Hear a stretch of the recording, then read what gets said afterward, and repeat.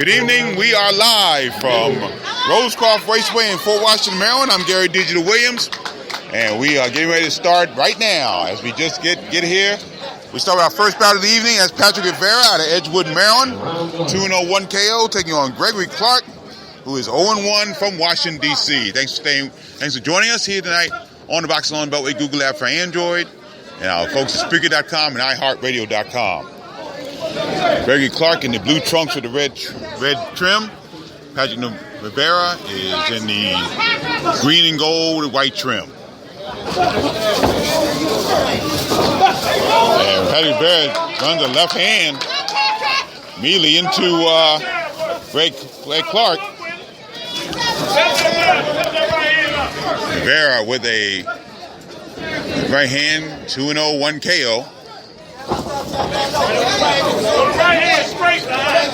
Clark tries the left hand, misses. There's left hand by Clark missing. And Patrick Rivera trying to be focused with the left hand. Left hand also by Clark. Both men missing with shots. Right hand, down. Left hand to the body by Rivera. Left hand by Clark. Rivera missing with the left hand. We're inside the first minute of round one, scheduled for 4. This King's Promotions card, and already a packed house on hand. Here to see it. His left hand by Rivera, missing. Left hand to the body by Rivera. There's another left hand by Rivera.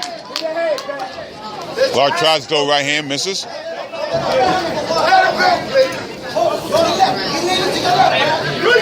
And a tie up, and referee Brent Bovell has separated them. Brent Bovell, your referee in this first bout tonight.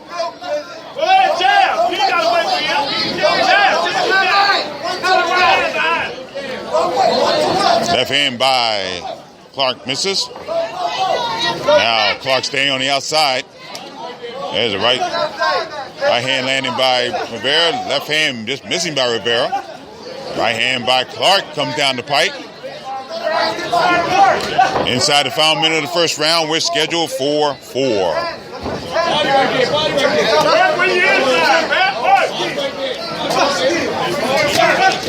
Oh, left hand by Clark, by Rivera, excuse me. And Clark missing with the left hand. He was on the ropes. Off to our right. We'll tell you where we are in just a moment.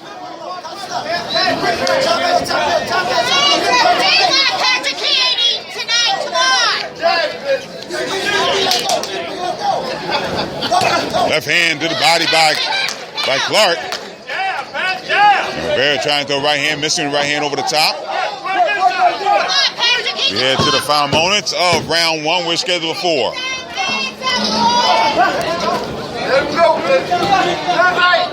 So, Greg Clark and Patrick Rivera going at it in our first bout. Thanks for joining us, everybody. I'm Gary Digital Williams. And before we go any further, I'd like to say our best wishes to my normal broadcast partner, Juan Marshall, who is unable to be with us this evening. Had some medical issues. I am happy to say he is doing much better. He was in intensive care over the night, and they took the ventilator tube out of him, so he's breathing normally. He's on his own, and he's doing well. So we'll keep you posted throughout the next few days right here on Boxing on the Beltway. And we are just getting here, as a matter of fact. We just walked in just before the first bout. As I said earlier, might have been a little bit late because of my trip from Baltimore. But let me tell you where we are in our real-time pain relief seats. We are in the neutral corner. The red corner is off to our immediate left. We have the blue corner in front of us on the right-hand side. And we are at the far neutral corner over on the far side. Right diagonally off to our location. All right, we're in round 2, scheduled for 4. Patrick Rivera trying to avoid the left jabs of Greg Clark. Greg Clark had that tough loss in his pro debut against Stephon Morris back in November 12th at the Burns Arena in Baltimore. That was on our Beltway Boxing Card of the Year. Rivera with a big left hand. Nice left hook there by Patrick Rivera. Rivera 2-0-1 KO coming off a 4-round unanimous decision over Hakeem Atkinson right here at Rosecroft on November the 5th.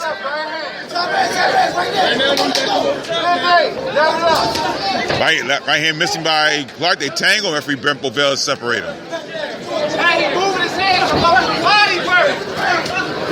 The left hand missing by Rivera. Clark and Rivera tangle, and the referee has to separate them. Left hand missing by Clark. Clark trying to fire right hand over the top. Rivera comes up with left hand. Clark with the left hand now. Lands it over the top, but Rivera lands the left hand of his own on top. So heading to the halfway point of round 2. We're scheduled for 4. Left hand missing by Rivera. Right hand to the body by Rivera. They connect. There's a right hand over the top by Clark, excuse me. Clark tries a right uppercut to the body. Both men land good left jabs. Left hook by Clark just misses. And they tangle once again. Referee Brent Bovell lets them fight on their own. They separate. Left hand to the body. There's left hand over the top by Rivera. Left hand to the body by Clark. Rivera trying to dig a right hand to the face. Left hand out of the clinch by Clark. Once again, combine his left hand by Clark. Right hand missing by Rivera. They're to the final moments of the second round, scheduled for 4. Good left hand by Clark. His best punch of the night thus far. Left hand to the body by Clark. Left hand up top by Clark. Right hand by Clark now. And he gains an advantage in this second round. Referee Brent Bovell separates the tangle right in front of our real-time Pain Relief location. Good surge here by Gregory Clark. Heading to the final moments of our second round. Rivera now tries to throw right jab. Oh, good uppercut and a right hand by Clark. A left uppercut, right hand to the head. Final second round. And Gregory Clark looks to have taken advantage of this bout. Our broadcast brought to you by Real-Time Pain Relief. From boxers, ballerinas, from shoulder pain and muscle strain, and everything in between, Boxing Along the Beltway recommends Real-Time Pain Relief, the natural, plant-based, safe, fast, and effective ointment. And if you go to www.freepainoffer.com with a $10 tube of Real-Time Pain Relief, you get a free $10 tube of Real-Time Pain Relief. Rub it on, the pain is gone in real time. As you said, Patrick Rivera, coming off a strong 4-round unanimous decision over Hakeem Atkinson, and made his pro debut on the Crystal City card in Crystal City, Virginia, against Dustin Carpenter. He scored a 4th-round TKO there. Gregory Clark had one of the better bouts of 2016 in a 4-round majority decision loss to Stephon Morris, November 12th at Du Burns Arena in Baltimore. And the way he fought in that second round is very similar to the way he fought in that game in that bout against Stephon Morris. Morris just a little bit better in that particular night. Good right hand over the top by Clark. Another good right hand by Clark. Left hand to the body, double left hand by Clark. Clark really starting to land in the latter stage of the second round into the early part of the third round. Left hand over the top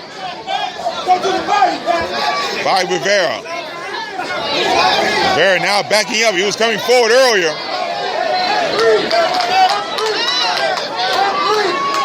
First minute, round 3, scheduled for 4. Good right hand by Rivera. Left hand missing by Rivera. Oh, good left hand by Clark. To the chin. Right left hand by Rivera that time. That kind of straightened up Gregory Clark. Clark shaking his head, saying it didn't hurt him, but that may have been Rivera. And a good combination by Rivera. Uppercut with the right hand, left hand over the top. Heading to the final minute of the third round, scheduled for 4. Couple of great shots there by Rivera in return. Left hand by Clark. They tangle once again, right near our real-time pain relief location. And referee Brent Bovell separate them. Head to the final minute of the third round. We're scheduled for 4. There's a left hand by Gregory Clark.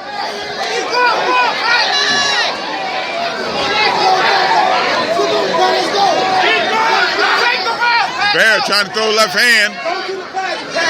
They tangle once again. Referee has separated them.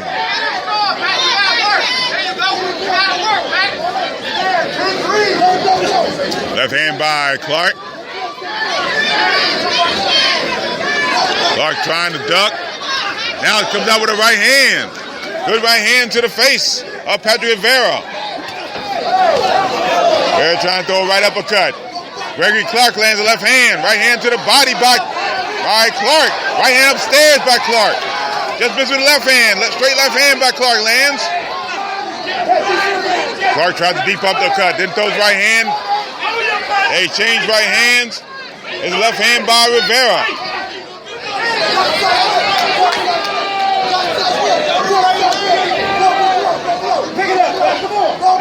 There's a left hand by Clark. And they both kind of pose as the seconds tick away in this third round. But this has been a great bout so far. Kick off this night here at Rosecroft Raceway in Fort Washington, Maryland. Of course, our main event tonight will be Michael the Professor Fox as he takes on Trayshawn Wiggins. Michael Fox, 12-0, 4 KOs, one of our 3 beltweight boxing prospects of the year. Had a great 2016. Scored victories over the likes of Juan and Xavier Rodriguez and Sumner Martin. He's out of Forestville, Maryland. Trayshawn Wiggins out of Newburgh, New York. He is 7-2 with 6 knockouts. And really his big claim to fame is he scored a victory over the now WBA Super Featherweight champion Jason Sosa. That was early in the career back in 2010. This is it in our opening round, please. Put that hand down for both great warriors. This is the Fourth and final round underway. As this bout has been a good one to kick things off. Patrick Rivera, undefeated, 2-0, 1 KO. Out of Edgewood, Maryland, New Era Rivera. You got Gregory Clark out of Washington, D.C. He is 0-1. Looking for his first win. He's on the outside now, trying to avoid Rivera's punches. Both men exchange left hands. Right hand over the top by Rivera. Right hand once again by Rivera. Referee Brent Bovell warns Clark to keep his head up. There's a right hand back to the kidney, and referee Brent Bovell saw that and warns Clark. There's left hand. Couple left hands by Rivera. By Clark. Clark landing those left hands. They tangle once again.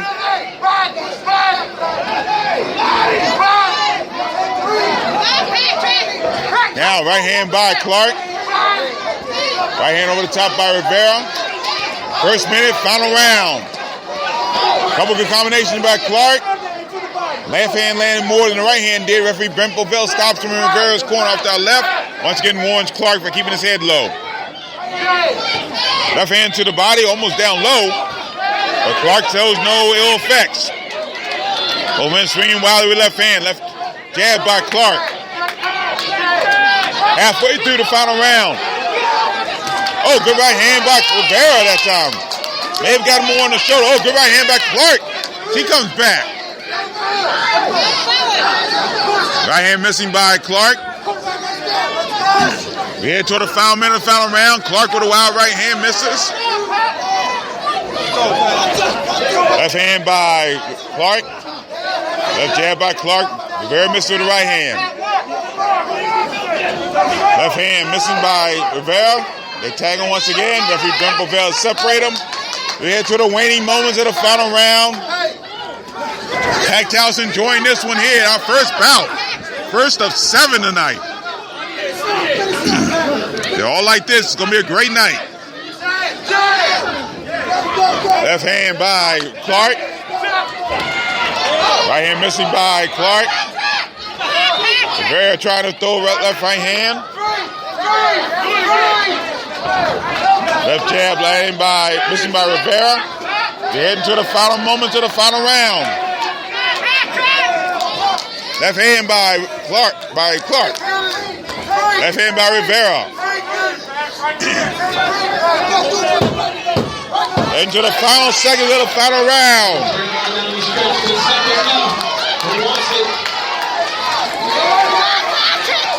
Final second, they dance around. Clark dances on the outside, and this bout is over. Clark stands on the ropes, believes he won. Rivera has his hand raised in the middle of the ring. Of course, he believes he won. We'll find out who won in just a moment. Let's quickly go over the rest of the card real quick. Talk about our main event. That is, of course, Michael Fox in an 8-round bout against Trayshawn Wiggins. Co-featured tonight is a 6-rounder in the cruiserweight division between Luther Lights Out Smith of Bowie, Maryland. He's 6-1, 5 KOs. Taking on Darnell, the Unknown Pierce, out of Austin, Texas, 5-0, 1 KO. Pierce did spend some time in Frederick, Maryland for a short time. Luther Smith made his cruiserweight debut against in his last bout and scored a first-round knockout.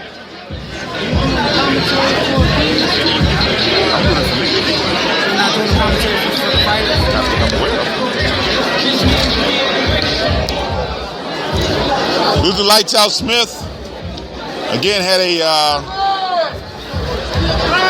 knockout in his last fight, as he scored a knockout over Mike Marshall right here at Rosecroft Raceway on November 5th. First round knockout there. And again, that was his first bout as cruiserweight, coming off that loss to Mike Ballaghan, his last bout as heavyweight back on August 19th in Crystal City, Virginia. Darnell Pierce, as I said, 5-0, 1 KO. He's out of Austin, Texas originally. Did spend some time in Pierce. I believe he's in the military. He's coming off a 4-round unanimous decision win over Lewis King on August 12th at the Turning-Stone Resort and Casino in Verona, New York. Also in the card, should be a good bout as well, as Marcus Bates out of Washington, D.C., the Dream Crusher. He is 5-0-1, all 5 of his wins by KO, taking on Alec McGee out of Reno, Nevada. He is 2-0.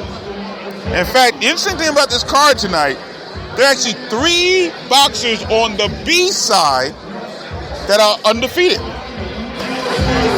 Because Alec McGee, Darnell Pierce just talked about. Alec McGee said 2-0. And we also have Kashawn Hutchinson again of Reading, Pennsylvania. He's 2-0, 1 KO. He'll be taking on Greg the Money Man Outlaw out of Bowie, Maryland, who is 1-0. Also on the card, Slick Justin Hurd, 1-0, taking on Dewan Pinckney. That's in a super welterweight bout. And our next bout coming up will be Tariq Irby taking on Lamont White. Talk about it in just a second. Here's ring announcer discombobulating Jones, the official decision. Ladies and gentlemen, before I give the official score, how about a well-deserved round of applause for both our ring warriors? They fought their hearts out in here tonight. We have a split decision. Judge John Brodowski scored it 39-37 for Clark. Judge Kenny Chevalier saw it 39-37 for Rivera. And Judge Dave Braslow saw it 39-37, the winner by split decision, Lizzie. A round of applause would like to see a rematch. A round of applause would like to see a rematch. So once again, Gregory Clark wins a split decision over Patrick Rivera. Once again, the scores, Dave Brazzo and John Gradowski scored the bout for Clark, 39-37. And Patrick Rivera won the bout on Katie Chevalier's card, 39-37 as well. Definitely one of the best bouts early in this year. It's a good one. Gregory Clark now 1-1. And Patrick Rivera falls for the first time. He's 2-1, 1 KO. We'll take a moment to reset, and we'll come back with the rest of our card. But you're listening to live coverage of the Rosecroft Raceway card at Boxing on the Beltway. On the Boxing on the Beltway Google app for Android. We also welcome our listeners on Spreaker.com and iHeartRadio.com. Now we listed the time, started at 7:55 Eastern Time. For those of you who may have missed the first bout, you missed a great one. And of course, you can always, our cards are always archived on the app and on Spreaker.com and on iHeartRadio.com to listen to them at any time. But the card was started immediately as we walked in the door, so had to get things going right away. We're actually told a different time, believe it or not. A couple events coming up as we talk about some of the things, the great things that are going on here in the Beltway. One of the great things going on in the Beltway, the Golden Gloves get on the way 1 week from tonight, Saturday, February 18th, Sherry Leonard Boxing Gym in Palm Park, Maryland, I believe. I've been told that. But that'll be the first night of the Golden Gloves. Stay with us for our next bout. We'll come back in just a moment. Stay with us.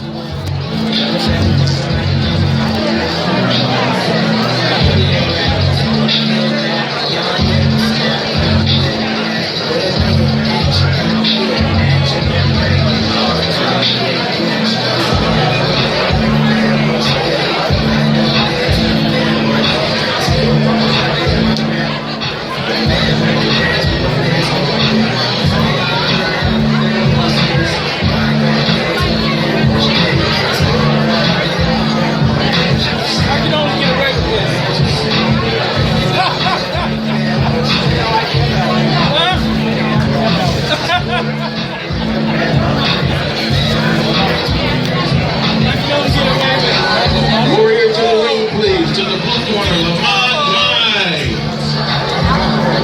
And we're back here at ringside, Rosecroft Raceway in Fort Washington, Maryland. Gary Digital Williams.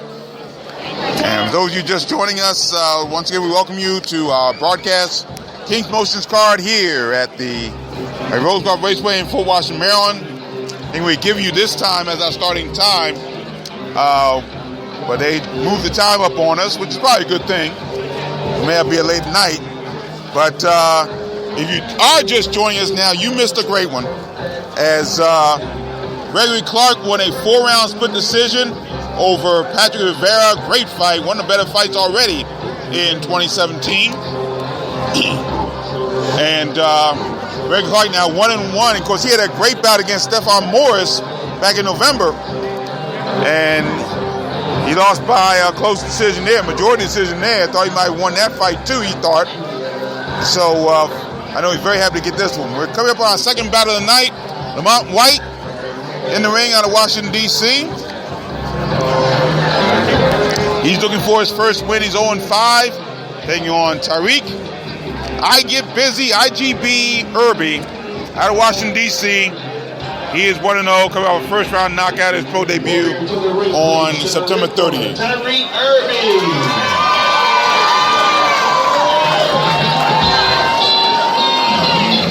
So here comes Tariq Irby.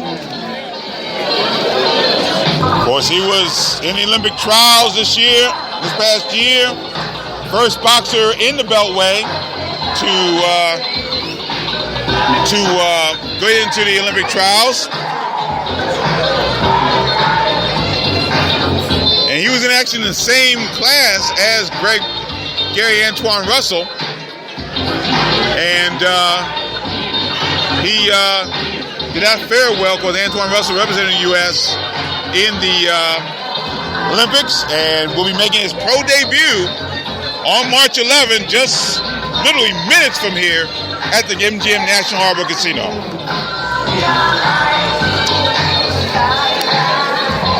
Here comes Tariq Irby, being led to the ring by members of the Headbangers. See Jamie Harris here.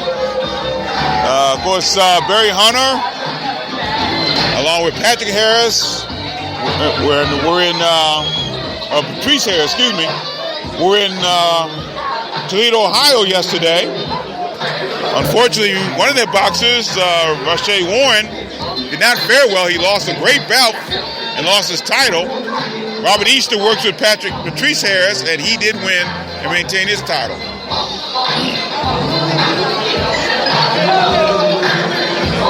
And also, members of Headbanging, Lamont Peterson, I saw, he'll be on the, he'll be fighting next week at the Citrus Center in Cincinnati, Ohio, going after the interim WBA Welterweight Championship. This is Bobby and Jones.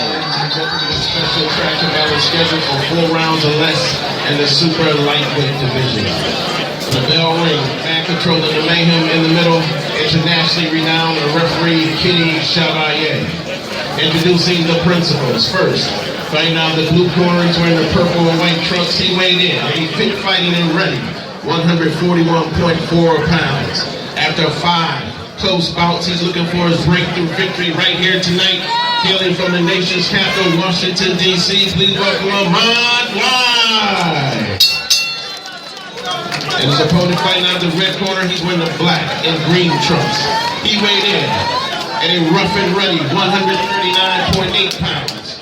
He was one of the more highly accomplished amateurs in the history of amateur boxing, now 1-0 as a pro. That victory by first round KO, also hailing from the nation's capital. So this bout is for local bragging rights. Headbangers in the house.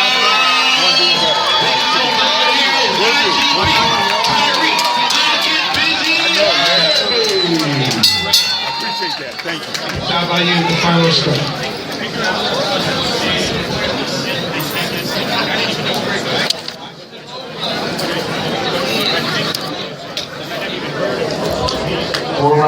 Super lightweights. Lamont White fighting now out of Waldorf, Maryland, by way, and Tariq Irby out of Forestville, Maryland, right now.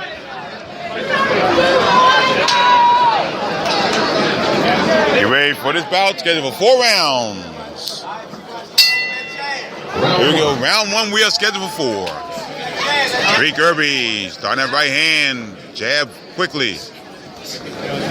White bobbing, weaving, but Irby doing shots to the body. Now throwing that right jab out. White turning southpaw immediately. He tried to throw a right jab, throws left hands to the body. Tried to bully Irby into the corner. Referee Kenny Chevalier separates him, warns White for leading with his head. Irby with a quick right jab thus far. Tried left hand over the top. Throws a couple times. Second time lands a little better. A right jab by White as he turns southpaw.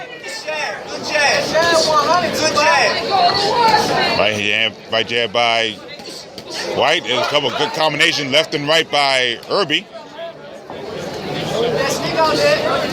Right jab by Irby. First minute, round 1, scheduled for 4. That's right hand around the corner by Irby. White trying to go to left to the body, but Irby meets him to it. And Chevalier says, referee Chevalier says a little low. It's a right uppercut by Irby. Catching White crouching over. Right left hand by Irby. By White. You dictate, Tariq. T1, dictate. Dictate. Left hand over the top by White.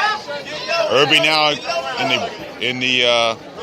was in the corner of White, in the blue corner off to our right, our far right. The combination there. Left hand by Irby with a good uppercut. Right hand landing by White. There's a left hand over the top by White as we inside the final minute of round 1. Good combination there by Irby. Right jab for a left hand down the pike. Left hand over the top by Irby. White tries to throw a combination. They both try to dig to the body, and Irby comes out with a right hand. Listen up, relax. Another good right hand by Irby. Irby jab working very well so far. This left hand, straight left hand by Irby. Irby with a good left uppercut followed by straight left hand. Solid shots. There's another uppercut by Irby with the left hand. White trying to throw combinations. Heading toward the final moments of the first round, scheduled for 4. Good right hand tactical sound by Irby. There's another right hand by Irby. We're into the final moments of the first round. Irby with a wild right hand. They slap gloves at the end of the round, but Irby with a strong right jab. Landed good straight left hands as well. Solid shots all the way for the Olympic trial participant out of Washington, D.C. We can confirm that the Golden Gloves will begin next Saturday, February 18th at Sugar Leonard Boxing Club in Palmer Park, Maryland. Of course, in April, we come right back here to Rosecroft for the Washington Finals and the Regional Finals. That's our annual question, who is next in the Beltway, as far as the amateurs are concerned.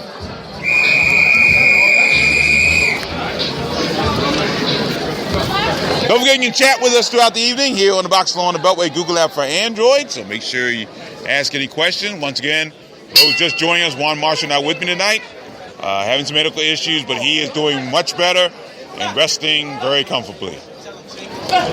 Round 2 we're scheduled for 4.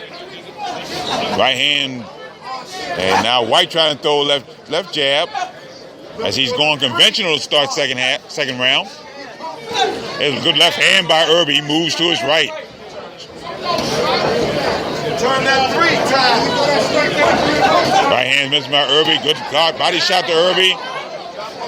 Left hand around the corner by White. White trying an uppercut, can't land that. And left hands by Irby. Left hand by White. His left hand by Irby. Straight left hand. He pulls around, goes that straight right jab. Act like you know something. Irby's doing a good job landing right hand now to the head and to the body a little bit. His left jab. Oh, good combination by Irby. Right hand by Irby. Get behind the elbow, Get behind the elbow. Right hand by Irby. First minute, round 2. Left hand by Tariq Irby. There's a combination, and they tangle, and referee verbally breaks them up. They break up on their own, though. There's good left hand by Irby, followed by a right hook. Couple of left hooks, then a right hook by Irby.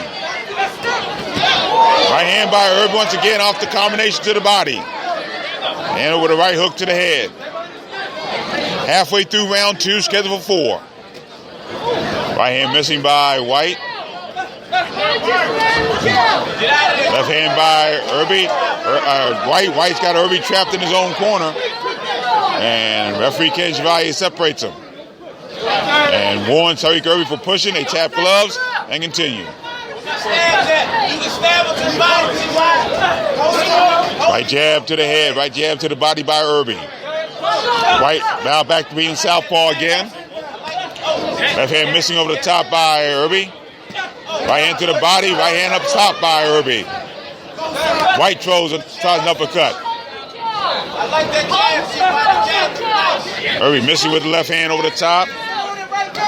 Inside the final minute, second round. Right hand by Irby. Another good right hand by Irby. That right hand to the head. White has been very durable in his first 5 bouts as a pro. Left hand, nope. Landing by White to the body is the second stick away in the second round. Irby with a good couple combinations to the body and upstairs as well as the round ends. They tap once again. So very technical sound performance thus far by Tariq I Get Busy Irby. And again, facing a durable Lamont White who is standing in his corner as we speak. White has never been knocked out in his young pro career. Been very busy in 2016. He fought 6 times in 2016. His last bout was against Anthony Laureano, and that ended in a no contest after 3 rounds because of an accidental headbutt. Last time he fought, actually the only time before he's fought in this area was on November 5th when he fought Greg Outlaw. and lost a 4-round unanimous decision. He lost by 36 point scores across the board.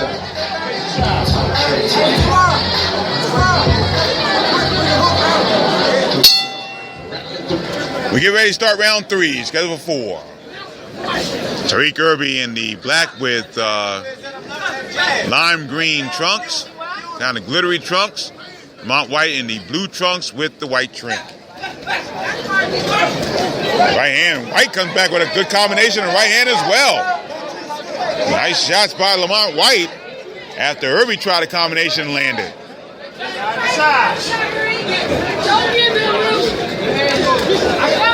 Right hand missing by White. He's still in the southpaw stance. Both men in the southpaw stance here. Left hand by Irby. White tries a sneaky right hand to the body, but Irby comes back with some strong right hands to the body. Missing wildly with the left hand, and then comes back with a good right hand. White keeps coming.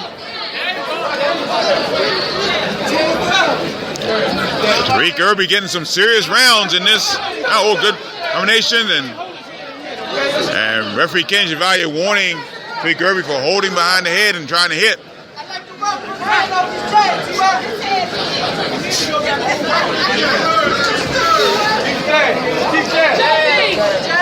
Right hand by White, trying his right jab. Irby trying to throw the right jab of his own. The left hand over the top by White. We're past the halfway point of round 3, scheduled for 4.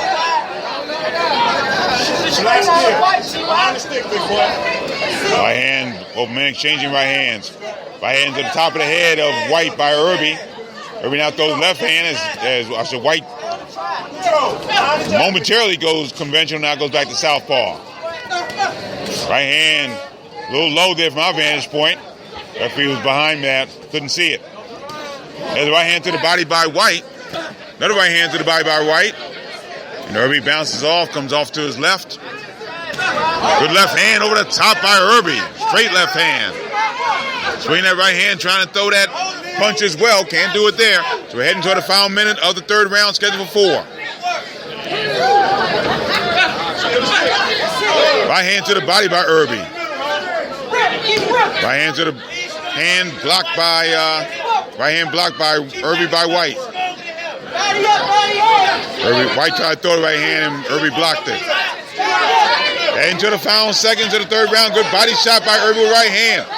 Left hand by White missing. Right hand barely missing by White, and Irby does a good job dodging to get out of the way. Left jab by, right jab by Irby. Final second, there's a right hand by Irby. That stunned White momentarily, but he gets right back as we get to the final seconds of the 3rd round. Again, Lamont White, very, very tough, but Tariq Irby doing a good job with great right hand jabs. I know you already done this, Gary, but come on, Juan, get well soon. I'm waiting on you, buddy. Yes, indeed. Ricky Womack, I'm waiting on you, Juan. Ricky Womack at PVA, definitely, he speaks for all of us. Here, waiting for him to come back very, very soon. And again, he is doing well and breathing on his own and doing a good job. So we just want that to continue, no question about that. Here tonight, whole crew of headbangers. Got the Peterson brothers here tonight. The new WBC silver featherweight champion, Lamont Roach Jr., super featherweight champion. Lamont Roach Jr. is here, along with his father. Patrick Harris is here. Who's who of Beltway luminaries here inside. We get ready for the 4th round. Dusty Hernandez Harrison just joined us. So we've got a lot of great things going on here. And we got another good bout here as well. Good right hand by White. Another left hand by White. So White coming forward and being much more aggressive in his 4th and final round. Left hand missing.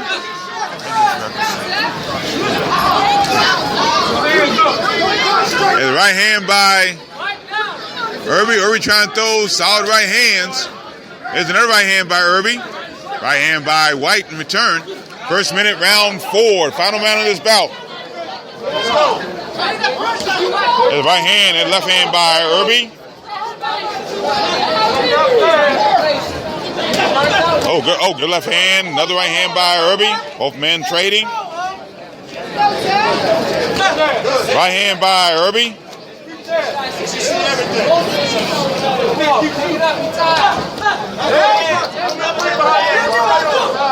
Left hand. Oh, couple good left hands. Right hand by Irby. Oh, good left hand by Irby. Oh, good left hand to the right hand to the body by Irby. Right hand up top by Irby. Irby standing in front of White and landing consecutive right hands, 3 of them in a row. But White comes right back. Right hand landing by White. Into the final minute of the final round.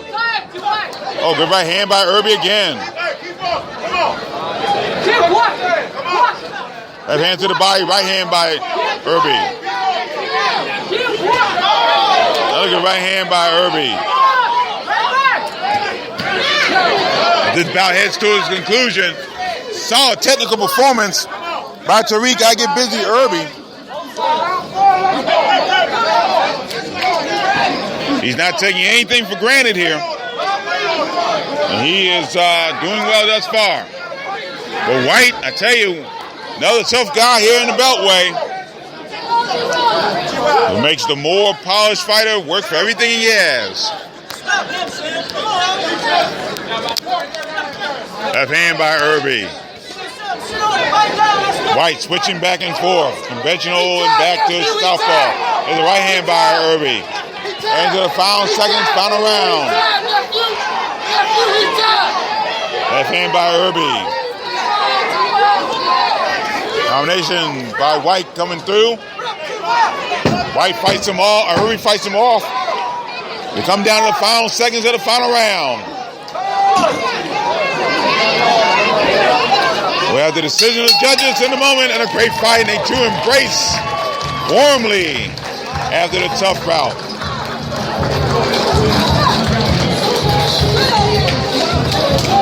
So another good, solid bout here tonight. 2 for 2 along those lines. And Terry Jones, who works with Lamont White, yeah, another tough performance. We show a lot of heart. But Tariq Irby showed maybe a little bit more skill and took care of business.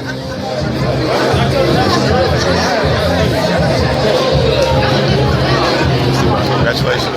Great job. Great job.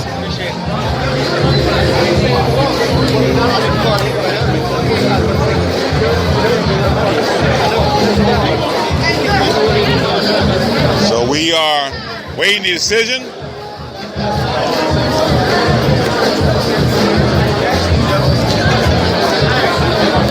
As Anthony Peterson walking by, Kareem Martin is here.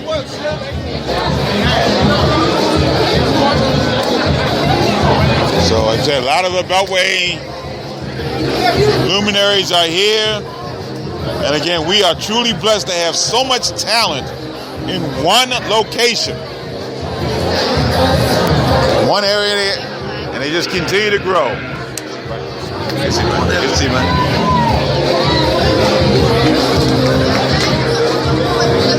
So again, waiting the official decision of the judges here.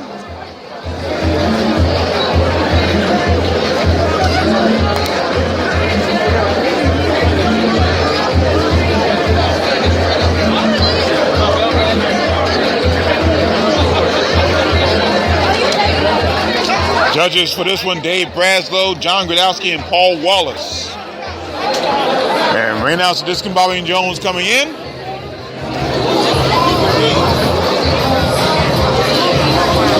He'll give his official decision.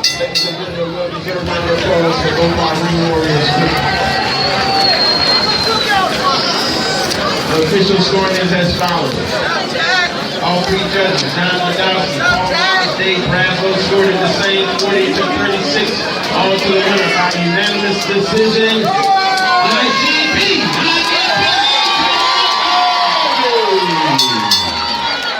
Let's hear for Lamont White as well. So shutout win for Lamont Irby, Tariq Irby, excuse me, as he is now 2-0. Goes distance, 2-0, 1 KO. Lamont White 0-6. And actually, according to Fight Facts, Lamont Tariq Irby is 4-2. 4-2, 2 KOs. That counts as World Series of Boxing work. All depends how you work on that. The former and future welterweight champion of the world, yes,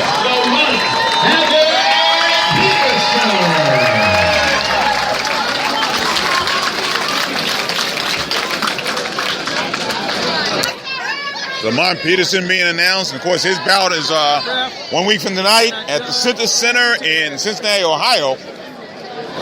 And he'll take on David Avinyasin for the interim WBA welterweight championship.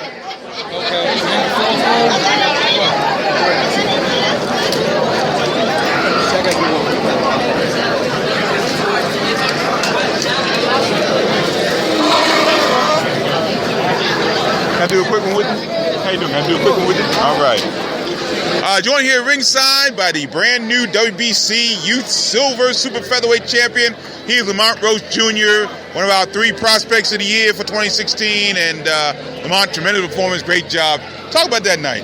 Thank you. I mean, that night was very special. You know, all the hard work I done put in since I was a kid. Your dreams come into fruition when you get in that ring and you put in your work. I mean, it just made me feel like a champ after I won. Mm-hmm. And you just came in there with definitely focus and just you know you could take him out when you did just so early. When I hit him, when I hit the guy, I knew he couldn't take it. But once I seen his face after he was on the ground, I was like, he's not getting up. No question about that. We've become a haven for super featherweight between you winning a title and, of course, Gervonta Davis capturing the IBF Super Featherweight Championship. What's your timetable for being where Gervonta is right now? We're just staying patient. Obviously, I moved up in the rankings, so we just want to fight better opposition until we get there. You know, a world champion is obviously what I want to be. There's no rush, but if they want me to be ready soon, then I'm ready. I'm already ready. All right, good enough. Congratulations once again. Taking a short time to talk with you. 2015 Rookie of the Year in the Beltway. Now one of our prospects of the year. He's Lamont Roach Jr. Congratulations, sir. Thank you very much. Appreciate it. All right, thank you. All right, so again, we have a lot of people here ringside. Hope we get a chance to talk to as many as we can throughout the evening. Let me talk to Greg Clark real quick. Yo.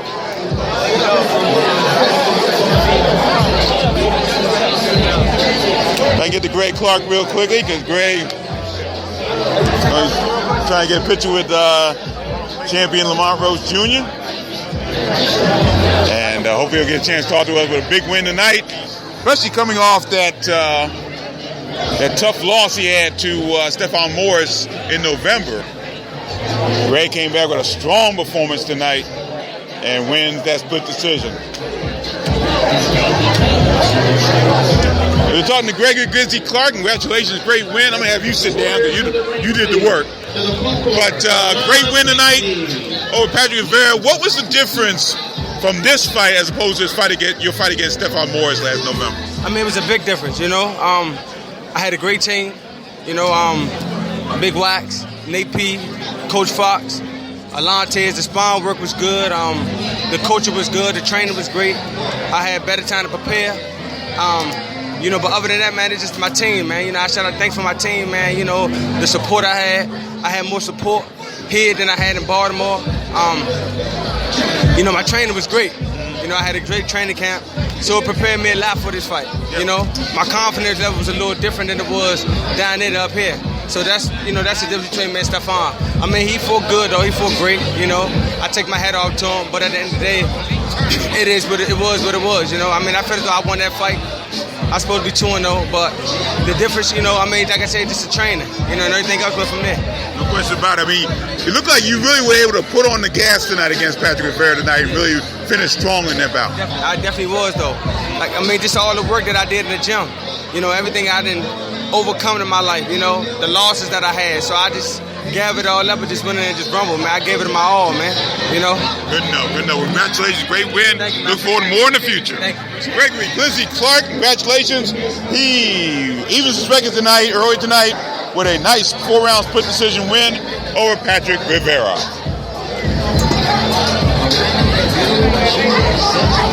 So as we said, February 18th, we're coming back with, you've got Lamont Peterson taking on David Aviyasin. Also on the card, we've got Thomas Top Dog Williams Jr. taking on Marcus Brown. And of course, in our main event, Adrian Broner's in our main event. And that should be an interesting one as well. In the ring right now, Dewan Pickney out of Hot Springs, Arkansas. Pickney, P-I-C-K-N-E-Y. Taking on Slick Justin Hurd out of Acton, Maryland. Of course, the younger brother of Jared Hurd, who, of course, he has a big bout coming up on February 25th in Birmingham, Alabama, against Tony Harrison, which could lead to a world title shot down the road. Matter of fact, Jared Hurd leading his younger brother into the ring.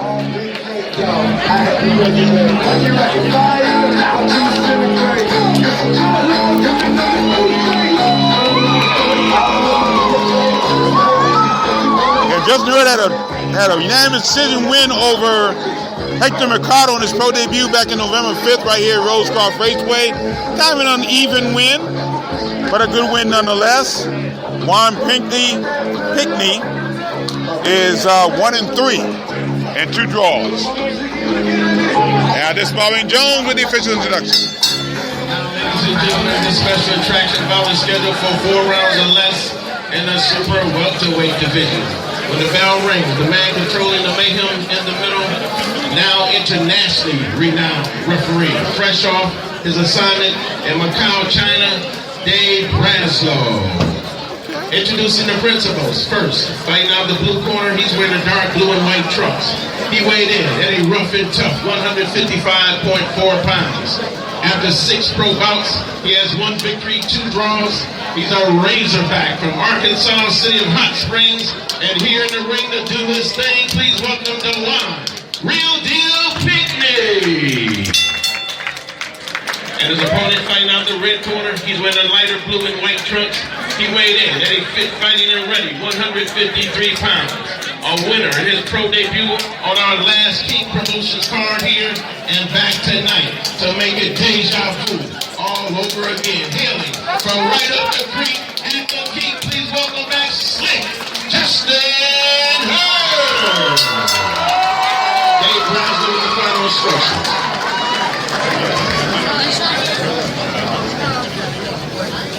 Come on, Justin. First, man. Gentlemen, we're giving the rules to the dressing room. Protect yourself at all times. You'll be able to command your own time. Good luck. Justin. How you doing, man? All right, get ready for Justin Hurd taking on Dewan Pickney. I'm Gary Digital Williams here at ringside in our real-time pain relief seats here at Rosecroft Raceway in Fort Washington, Maryland. Sellout crowd on hand here to watch the great action. We have 2 great bouts thus far.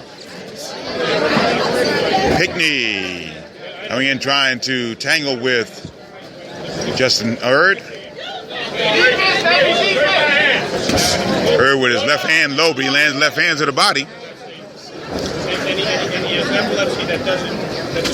Right hand over the top by Pickney. No flash retarded while the fighters are performing, please. No flash retarded. His left hand missing by Hurd. Hurd backs up and tries to throw left hand. Left hand to the body by Hurd. Good jab. Pickney in the middle of the ring. Following Hurd as he stands on the outside.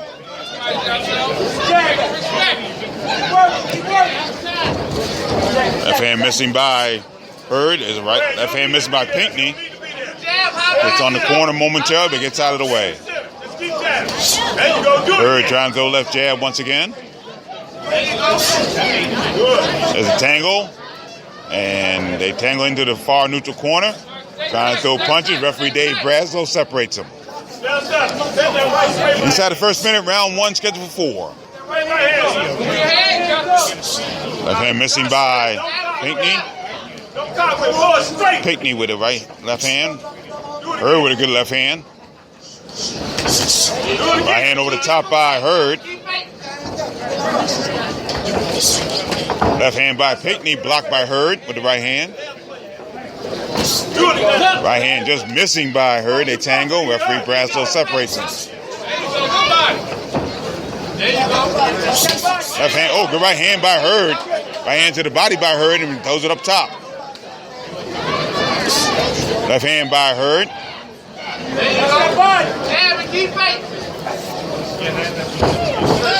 Past the halfway point of round 1, scheduled for 4. Both men posing, good feeling out process here. Pinckney tries the right hand and then tries the left hand as well, misses. Hurd tries the right hand, misses it. They tangle once again. Referee Braslow is separated. A combination, good left hand coming out of the clinch by Hurd. Good left hand again by Hurd. And Pinckney trying to clinch a little bit more. I think some of those shots may have landed strongly on Pinckney out of Hot Springs, Arkansas. Final seconds, first round. Hurd, latter stages of this first round. Getting things going, getting things uncocked. And Pinckney doing a lot of clinching in the latter stages of this round. March 11th is going to be a big day, of course. Not only do we have the card with the Russell brothers on Saturday, March 11th at the National Harbor Casino right down the road in Oxon Hill. A couple boxers will be in Philadelphia on March 11th. Brandon Quarles, the Private Alexander taking on Tyrone Brunson. That should be a good one. That's an 8-round middleweight contest at the Sugar House Casino in Philadelphia, Pennsylvania. Quarles 18-3-1, 9 KOs, coming off a 6-round unanimous decision over the veteran Marcus Primera. That was on June 25th in Greensboro. Brunson is 23-6-2, 22 wins by knockout. Of course, he started his career with 19 straight first-round knockouts. And he also fought Primera and lost and won an 8-round unanimous decision. Also, Juan Xavier Rodriguez of Haymarket, Virginia, taking on David Gonzalez of Philadelphia on that card as well. That's March 11th, Sugar House Casino in Philadelphia. Here we go, round 2, scheduled for 4. Let's take Justin Hurd. Starts over the left jab to the body. Dwight Pinckney trying to throw that right hand over the top. Hurd now on the outside. Pinckney trying to chase him, going with the left hand. Pinckney with the left hand to the body. That misses. Pinckney with a good right hand over the top. Hurd with an even better right hand on top on his own right.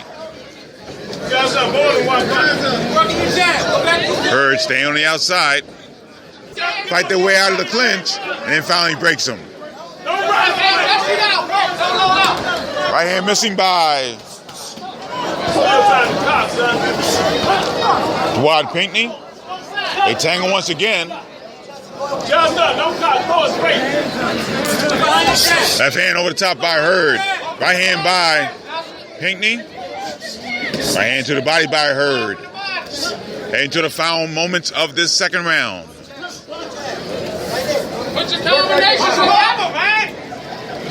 Combination, they tag him once again. There's left hand by Hurd. That backs Pinckney up a little bit, but Pinckney comes back with a left hand of his own. That second ticket away in that second round. Good right hand by Hurd, and had Pinckney in trouble, but the bell saves him. And Pinckney's in bad shape. He comes to his corner. He was weebling and wobbling as Hurd landed a right hand just as the bell rang. And we got to watch the condition of one.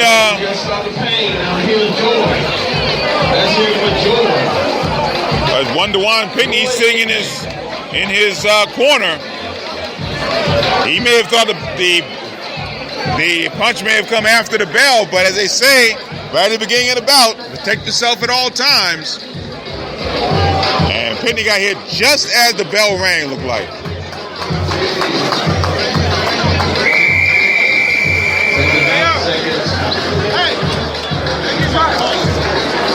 We get ready for round 3, and we'll see if Pinckney's in good shape. Actually, Dr. John Stiller and Dr. Robert Davidson over in Pinckney's corner, and they have stopped this fight. They have stopped this fight, so Pinckney's a little perturbed about it. So look like Dr. Robert Davidson, along with the chief assistant Dr. John Stiller, they were over in the corner of DeJuan Pinckney just as the third round was getting ready to start, and they both said that he should not continue. So Justin Hurd gets his first professional knockout. He's now 2-0, 1 KO. DeJuan Pinckney falls to 1-4-2.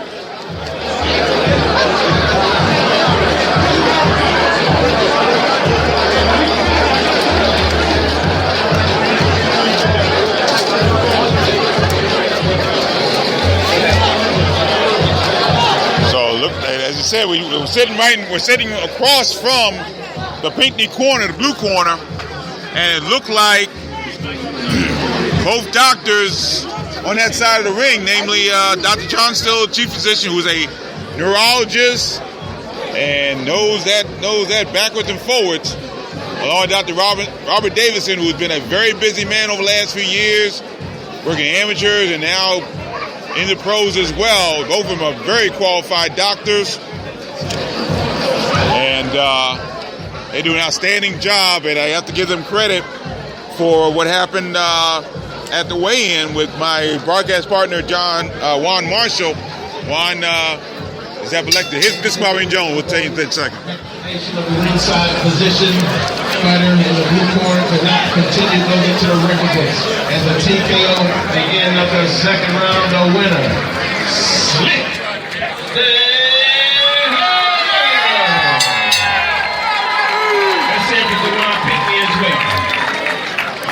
As you say, the doctors did a great job with Juan Marshall, my broadcast partner, who has epilepsy and had a seizure here at the weigh-in, and he was able to come back, and he was doing a good job with working with him.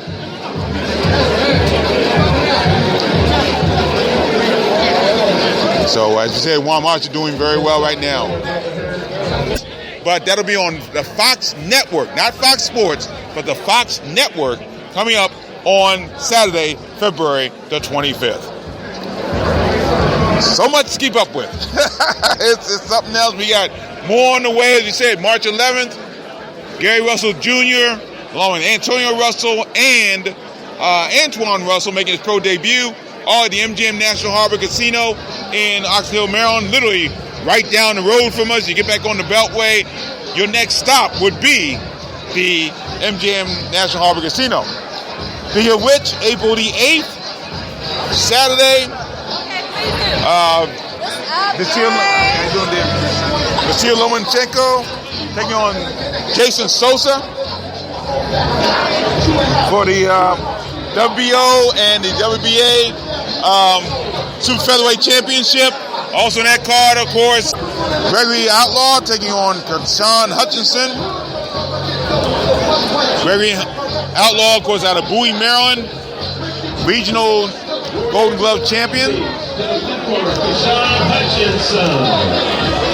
Made his pro debut back in 2016. He's 1-0. Made that pro debut against Lamont White back on November 5th. At the Greg Outlaw head to the ring.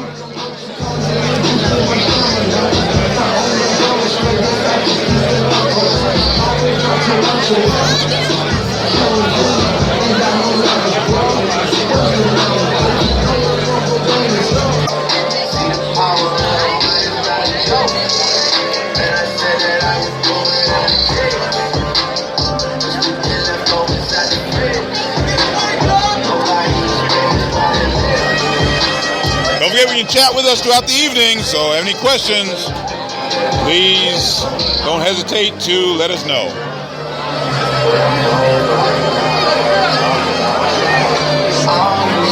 sponsor, Discombobulating Jones.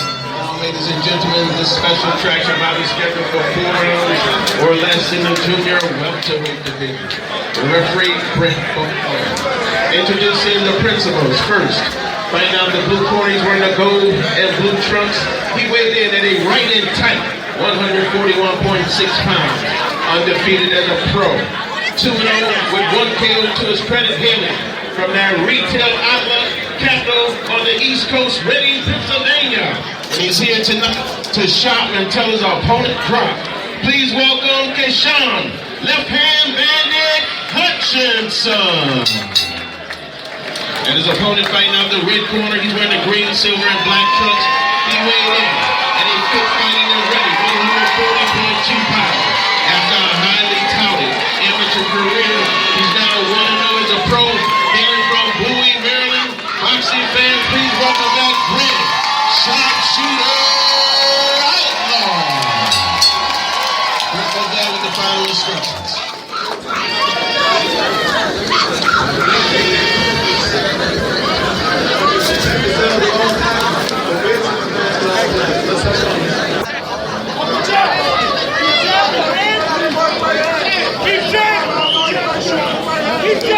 Right hand missing by Hutchinson. He's trying to throw that right jab, trying to stab that jab. Outlaw missing right hand over the wild right hand over the top.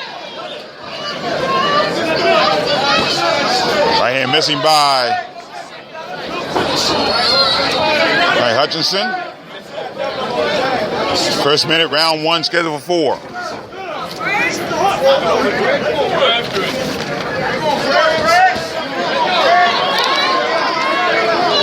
Both men tangle.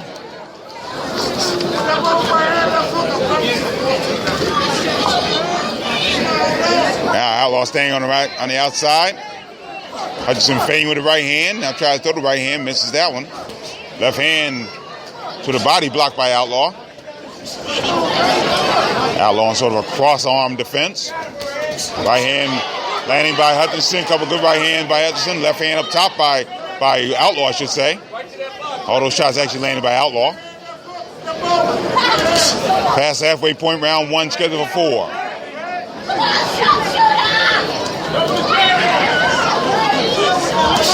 Right hand landing by Outlaw. Left hand all missing. Left hand by Hutchinson trying to 1-2. Right hand followed by the left. Outlaw a couple good right hands, missing with the left. A little flurry there by Greg Outlaw.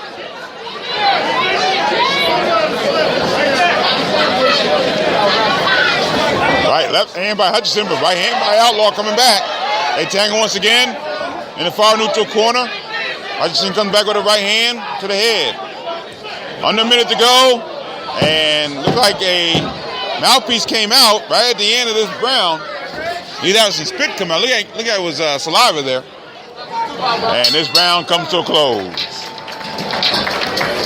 So neither man really all that accurate in that first round, but I think Outlaw had the bigger shots overall.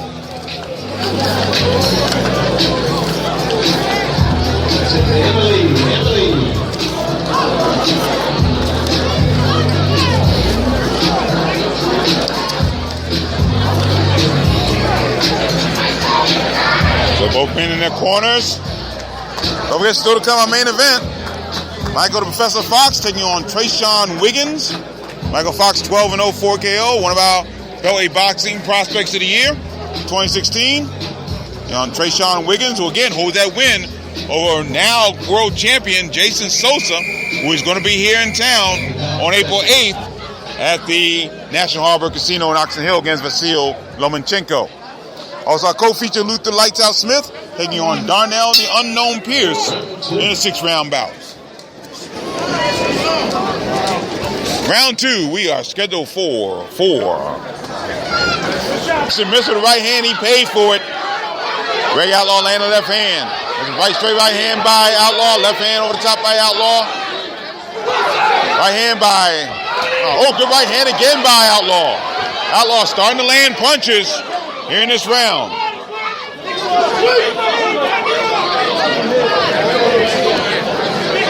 Round 2 is scheduled for 4. Right hand to the body by Hutchinson.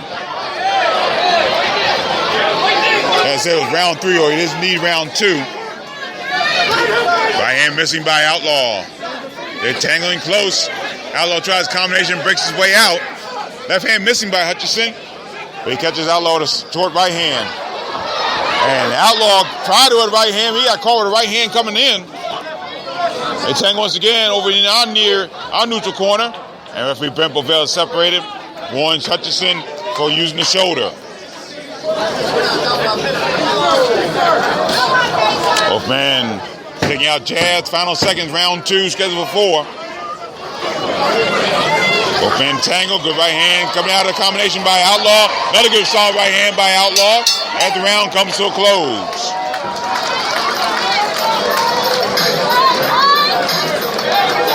So Outlaw with some flurries there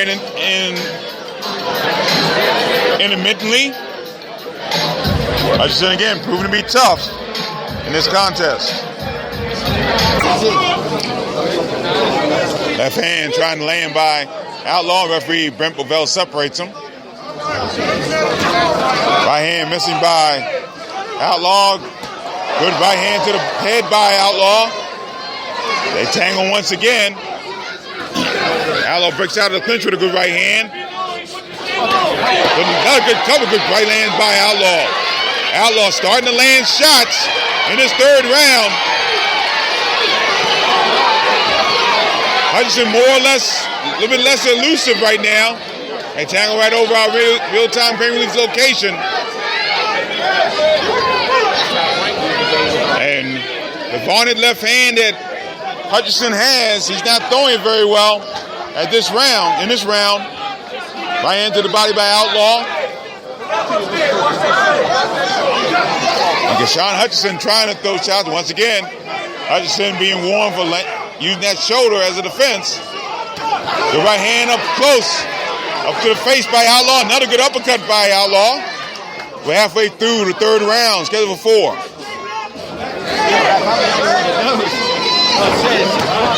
Right hand by Outlaw. Hutchinson trying to throw that right jab.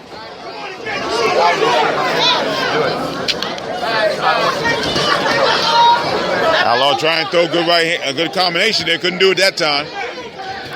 Now gets around. Hutchinson throws the right hand.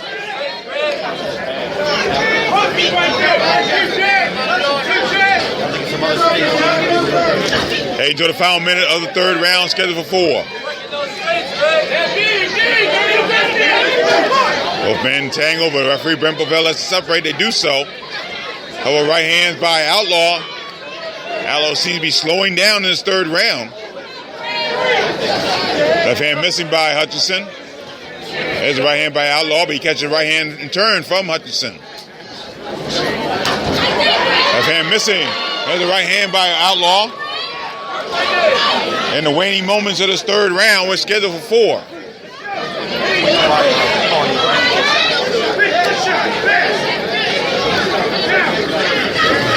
Left hand over the top by Hutchinson. Final seconds, 3rd round. Outlaw not as accurate in this 3rd round. But Hutchinson really couldn't do any damage either. So we get ready for the 4th and final round of this contest.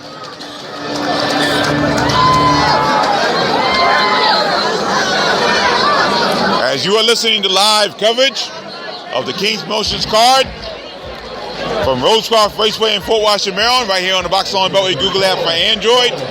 And we're also joined by our listeners on Spreaker.com and iHeartRadio.com. Gary Digital Williams here at ringside.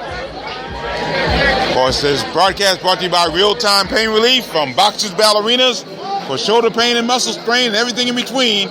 Boxing on the Beltway recommends Real-Time Pain Relief, natural, plant-based, safe, fast, and effective ointment. You buy $10 worth of Real-Time Pain Relief on www.freepainoffer.com. You get a free $10 tube of Real-Time Pain Relief. Rub it on, the pain is gone in real time.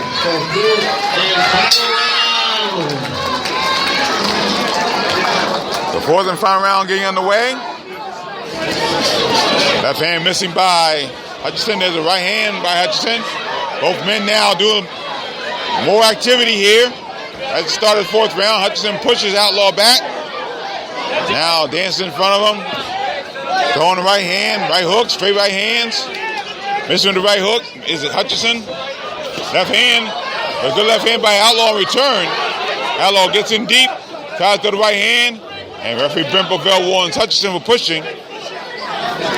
Did that a little early on in this fourth round. Right hand over the top. Right hand by Outlaw. They tangle once again near the far neutral corner. Referee Brent Bovell separates them.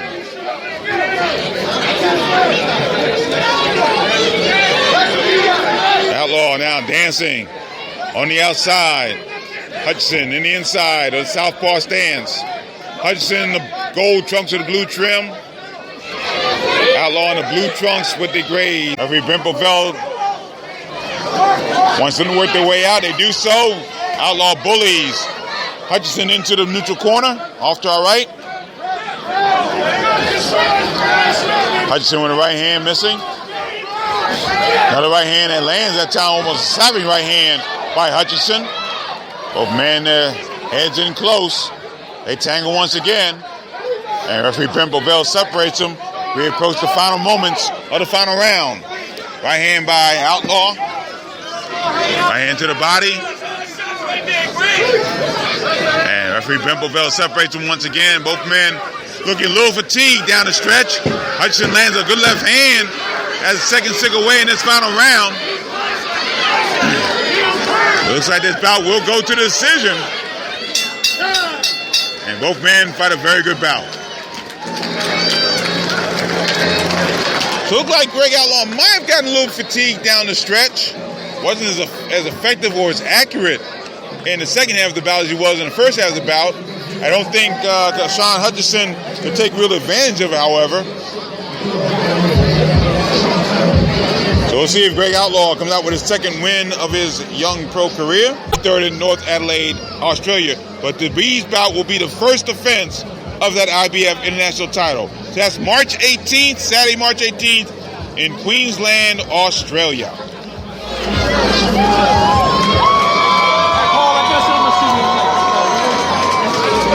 So we'll see. I'll get our ring announcer, Discombobulating Jones, get the decision. I'm behind us just now, so I guess we'll have the decision momentarily.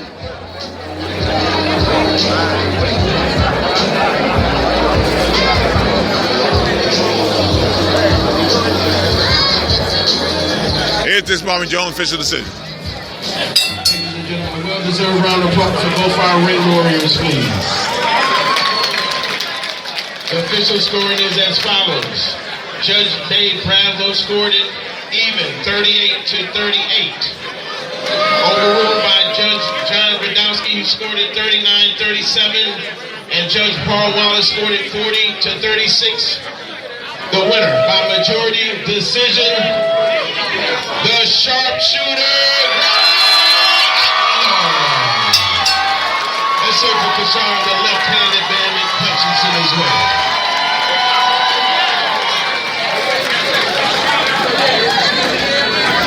So Greg Outlaw wins a 4-round majority decision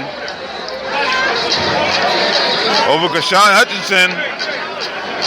Definitely divergent scores there, as Greg Outlaw got a draw from Dave Brazzo, 38-38. But John Gradowski scored about 39-37. Paul Wallace saw it even. He was sitting on our end of the ring. He saw it 40-36, a shutout for Greg Outlaw. And Greg Outlaw remains undefeated. He's now 2-0. And Kashawn Hutchinson loses for the first time. He's 2-1, 1 KO. Stay with us. We have more from Rosecroft Raceway in Fort Washington, Maryland. Listening live coverage on the Box on Beltway Google app for Android. Stay with us.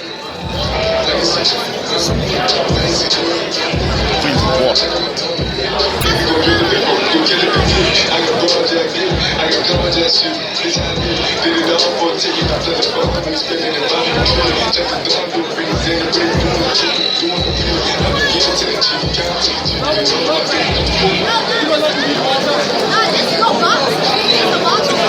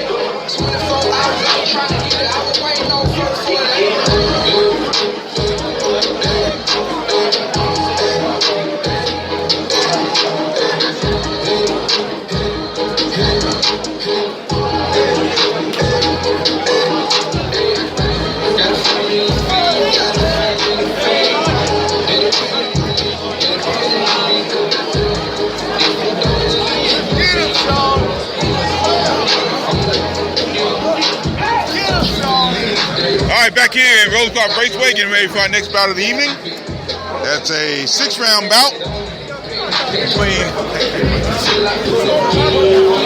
bout between Marcus Bates and Alec McGee. Here's ring announcer. Just a second. I think they're trying to fix the mic a little bit here. Like what's kind of cutting out somewhat. Here's ring announcer, the one and only Discombobulating Jones. And now, ladies and gentlemen, this special attraction bout is scheduled for 4 rounds or less in the super featherweight division. When the bell rings, the man controlling the mayhem in the middle, referee Brett Bovell. Introducing the principals. First, fighting out the blue corner, he's wearing black and white trunks. He weighed in at a quick and slick 121.2 pounds. Undefeated as a pro, a perfect 2-0, and no stranger to the fight game, hailing from Reno, Nevada. Boxing fans, please welcome Alec "Too Quick" McGee. And his opponent fighting out the red corner, he's wearing the aquamarine and silver trunks. He weighed in at a Cotizo, 122 pounds, also undefeated. His record consisting of 5 victories, 5 knockouts, with 1 draw and being called the one to watch in the division today, representing the nation's capital, Washington, D.C. Here is Marcus, the Dream Crusher Bates. Brett Bovell with the final instructions. Protect yourselves at all times, obey my commands at all times. Let's touch them up. 4 rounds or less, super featherweights. I believe this is a 6-round bout.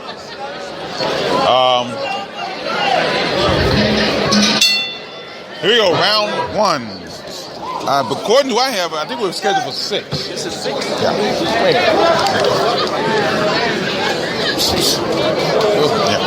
So we'll see what happens there, and I think it says that. Yeah, it does. Yeah. So here we go, round 1, scheduled for 6. Marcus Bates with a good left hand. 6-rounder, a 6-rounder. The left hand missing by Bates. Bates 5-0-1, all 5 of his wins coming by way of knockout.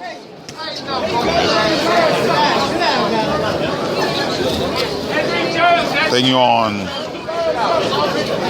Alec Christopher McGee out of Reno, Nevada.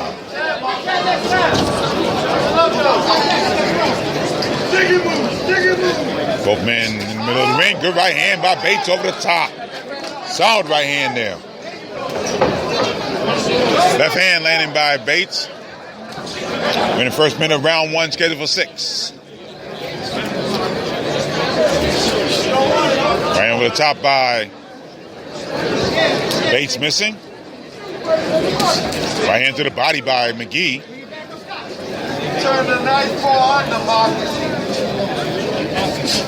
Left hand missing by Bates. He's trying to land that jab, but McGee backs up.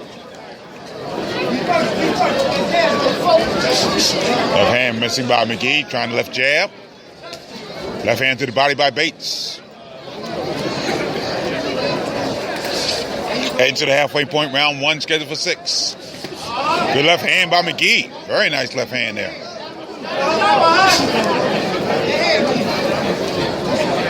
McGee now moving to his right. Now back to his left. Hands up near his face. Bates looking for the opportunity. Missed with the right hand. Tried the right hand.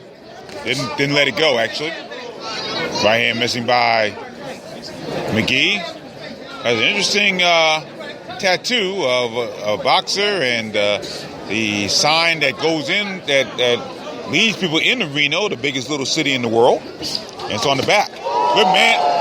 Both men exchanging right hands there. And both men landed. Left hand by Bates. Bates starting to walk down McGee. We're inside the final minute of the first round, scheduled for 6.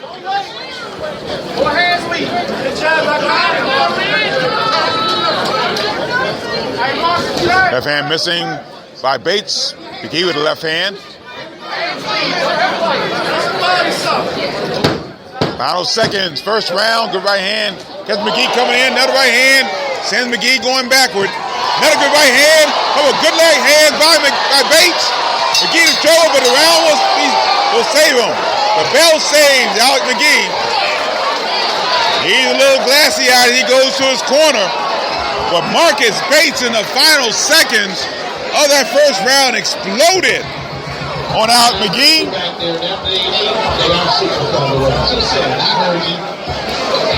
And a good ending to that first round by the Dream Crusher, Marcus Bates. Marcus Bates coming off a 6-round TKO over Francisco Murrow on the November 5th card here at Rosecroft Raceway.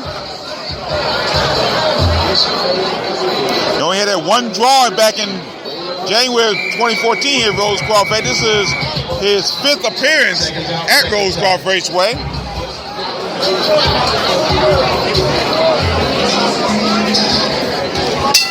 Round 2 is scheduled for 6. Packed house standing room only here at Rosecroft Raceway. So as you can with us right here on the Box on the Beltway Google app for Android. Marcus Bates starting to land shots. Left hand bouncing up. The right hand by Bates. McGee trying to throw a right hand of his own, can't do it. Left hand by Bates. Another good right hand over the top by Bates, just glancing. His left hand to the body that just misses target barely.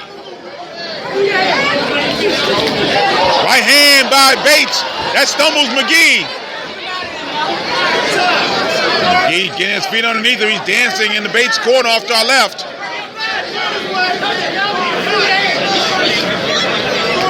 Left hand missing to the body, blocked by McGee. Left hand by Bates, body, right hand over the top by Bates. McGee up against the ropes in the far neutral corner. First minute, round 2, scheduled for 6. They tangle once again. Referee Brent Bovell has to separate them. Left hand to the body by McGee. He throws a couple combinations to the body. Bates misses the right hand. Now McGee with a right hand over the top. Catches Bates on the temple. McGee trying to cut Bates off.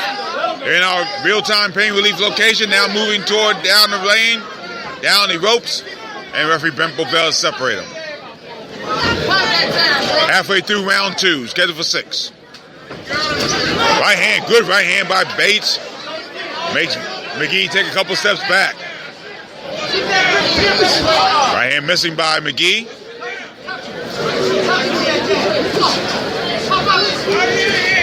Right hand to the body by Bates. McGee on the outside.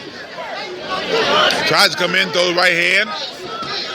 Final minute of the second round, scheduled for 6.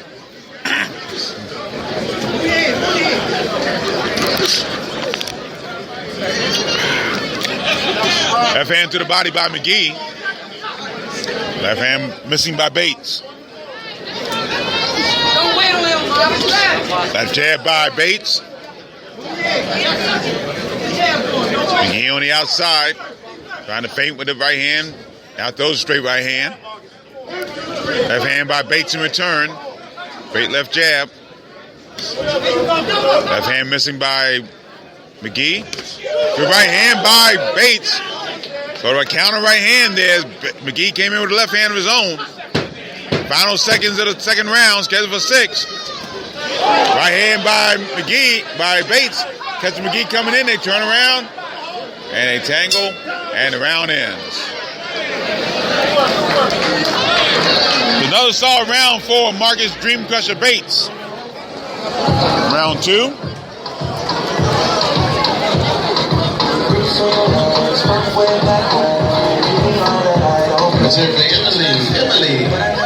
And both men are in their corners.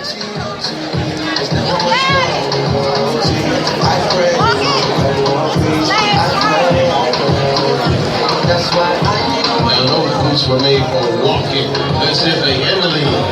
You also have a card coming up on Saturday, March 25th. Will be at the University of the District of Columbia for a big card there.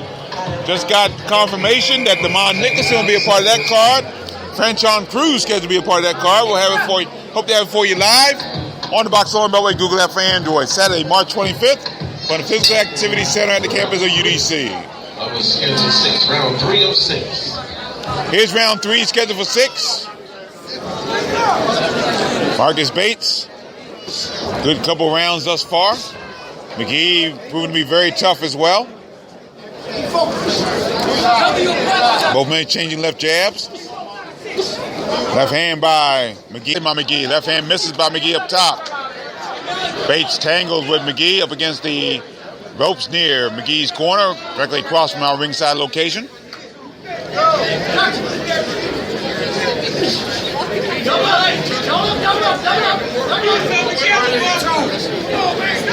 Both men now posturing a little bit in the ring, looking for an opening. We're heading toward the final minute of the third round, scheduled for 6. Right hand over the top, missing by McGee. Right hand by Marcus Dream Crusher Bates. Oh, good left hand. Both men landing shots. Right hand missing by McGee. Uppercut. Left hand missing. And the right hand's landing by Bates. And referee Brent Bovell warning McGee for holding. Left hand missing by Bates. Inside the final minute, third round. Bates trying to land that right hand again. McGee lands the right hand over the top.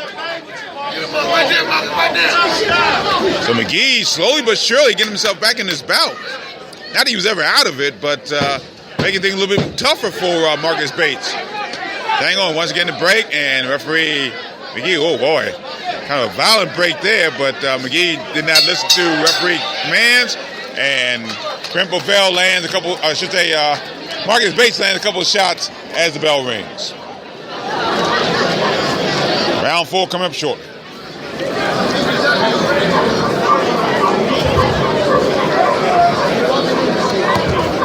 Let's hear for Joy.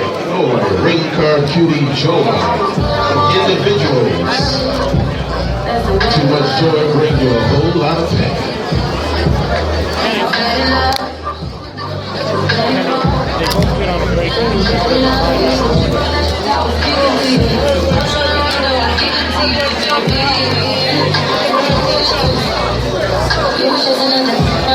So again, this is an interesting bout. I know Bates had the bout early in the first couple of rounds. Seconds out. So Al McGee out of Reno, Nevada, slowly but surely making this bout a close one. Let's get ready to start the fourth round. Here we go. Round 4 scheduled for 6.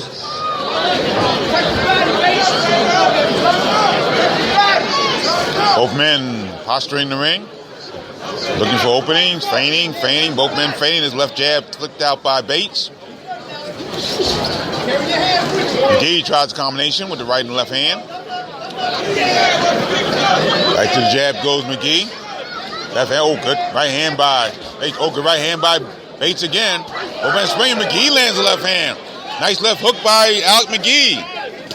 Left hand to the body, left hand to the head. Another right hand. And Bates kind of used his shoulder, lifted McGee a little bit.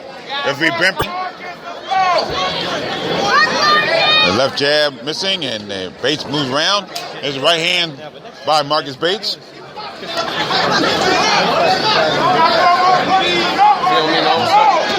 Oh, good right hand by Bates, and he catches McGee coming in.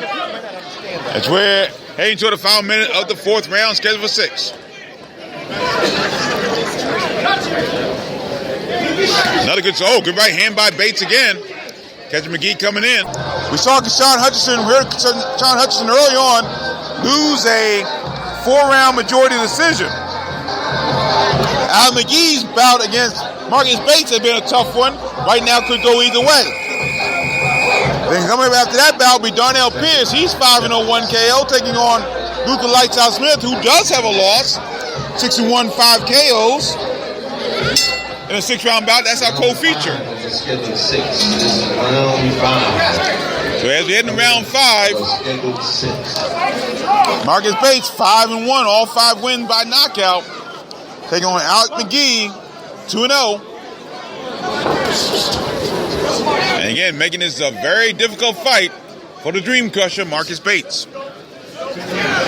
Gary Digital Williams here at ringside, bringing the action from Rosecroft Raceway in Fort Washington, Maryland. This King Promotions card in front of a packed house.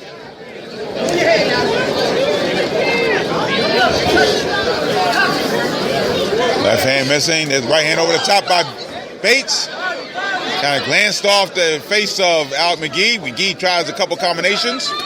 There's a good right hand by Bates. And left hand to the body by Bates. There's a good left hand that catches McGee coming in. McGee shows a right hand to the body. Right hand over the top by McGee. Very nice. First minute, round 5. Well, Bates now smiling at McGee. Right hand over the top by McGee. And Bates trying to land good left hands.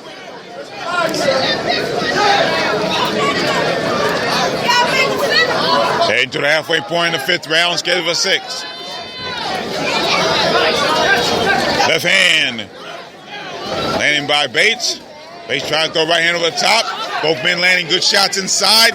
Bates with the right hand, McGee with the left hand. Then Bates lands the right jab. A couple of right jabs by Bates and a couple of good left hands to the body as well. They tangle once again. Belt warning for the head clashers. Heading inside the final minute of the 5th round.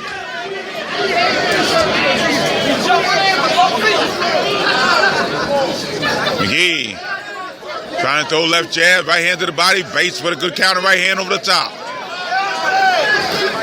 Good uppercut by Bates, followed by a left hand by the Dream Crusher, Marcus Bates. Both men tangle. Bates kind of bends over.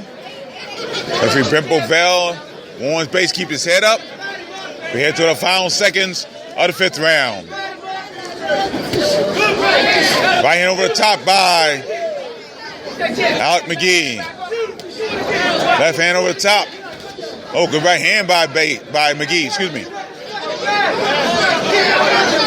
Head to the final seconds of this 5th round, scheduled for 6. Right hand to the body by Bates. McGee tries to dig to the body with left hand. Right hand over the top by McGee. Right hand to the body by Bates. McGee ducks under, now tries to throw right hand. Second sticking away here in this 5th round. And it could be a very hectic 6th round. Good body shot by Bates with the right hand.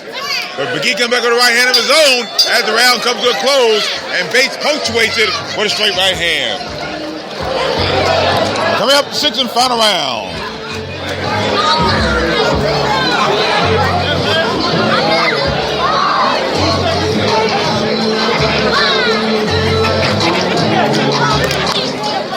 Let's hear from Joy from Individuals. This is Ring Farm TV Joy.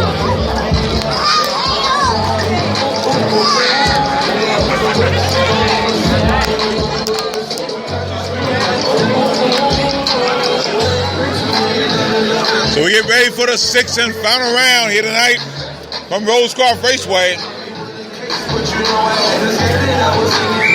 Seconds out.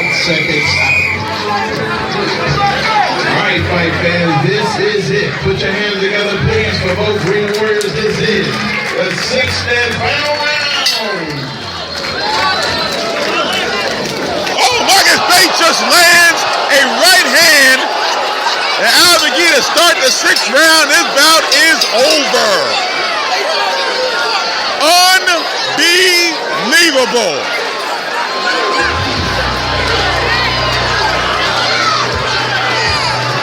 No sooner did discombobulating Jones say this is the sixth and final round. Marcus Bates does the backflip.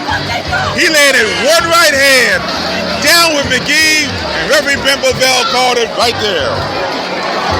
Early knockout of the year candidate here tonight from Rosecroft.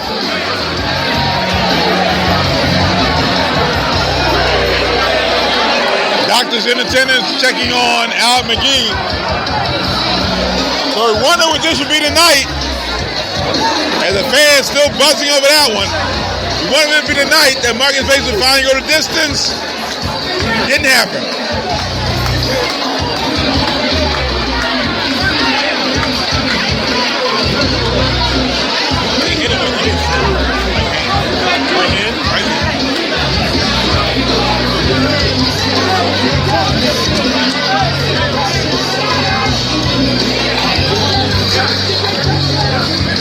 So Marcus Bates with a stunning, shocking, definitely beltweight knockout of the year candidate here tonight at Rosecroft Raceway. It came just so suddenly, one right hand, and down went Alec McGee. Referee Brent Bovell didn't bother to count, and this bout ends as suddenly as I've ever seen a bout end.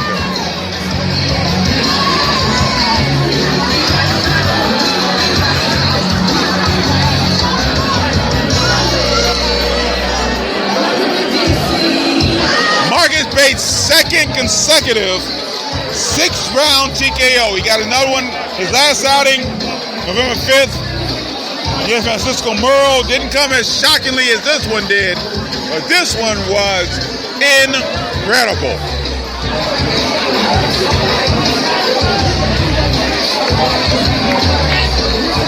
Mr. Maureen Jones waiting for the doctors to Pennsbury Al McGee. He is up and standing. Hard to tell. A lot of people are in his corner right now, but he seems to be all right.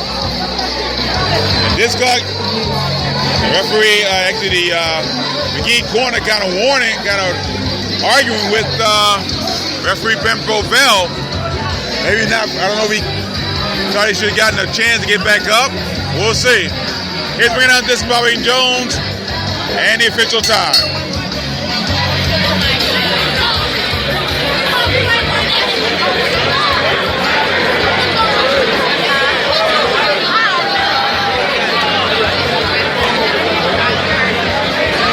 Let's for Alex McGee. He is okay. Alex McGee. Ladies and gentlemen, the end comes by way of explosive knockout. 1 second into the 6th and final round. Referee Brent Bovell calls a halt to the bout. His record now goes to 6-0 with 6 KOs. The Dream Crusher. So the official time of that knockout, 1 second of the 6th round. It was a great bout until Marcus Bates suddenly ended it. First second of the 6th round, the bout was over. Marcus Bates now 6-0-1. All 6s win by KO. Al McGee is now 2-1. Coming up, our co-feature, Luther Lights Out Smith, taking on the unknown Darnell Pierce. There was, we have more from Rosecroft Raceway in Fort Washington, Maryland.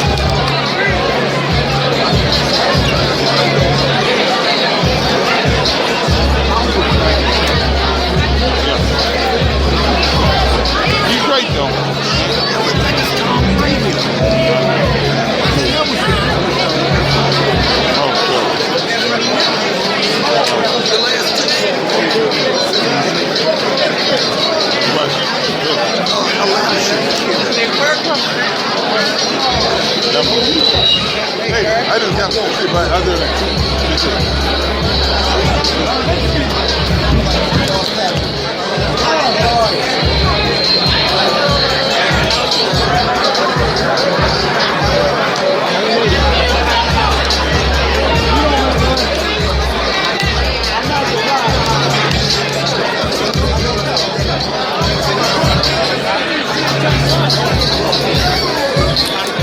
Crowd here at ringside still buzzing over that blink if you missed it knockout, courtesy of Marcus Bates over Alec McGee.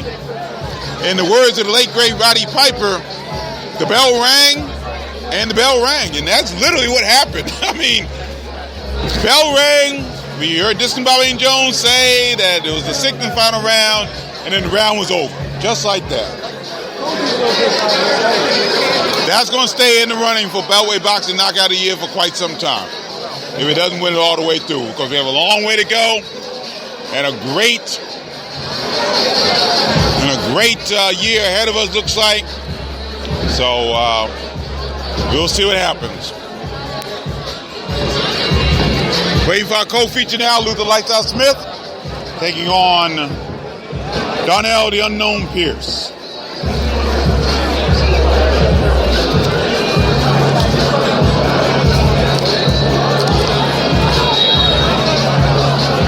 Luther Smith 6 Ladies and gentlemen, have you been enjoying the fights? and 1 actually. Have you been enjoying the fights?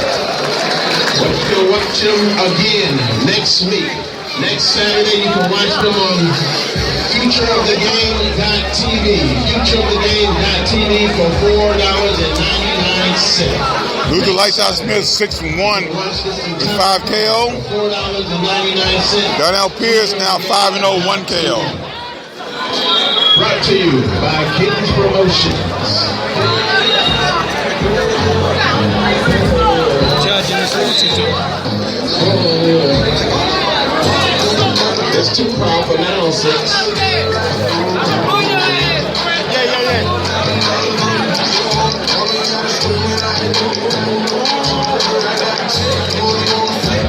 India Brown to the ring, please. Gary.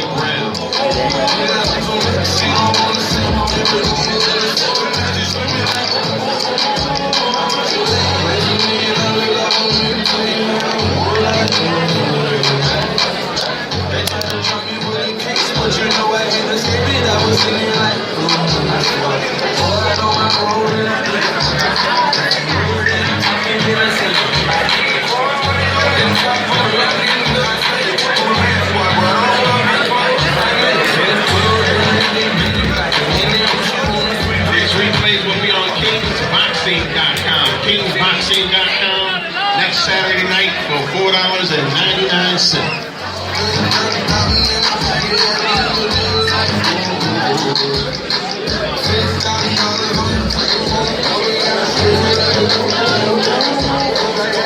So waiting our co-feature.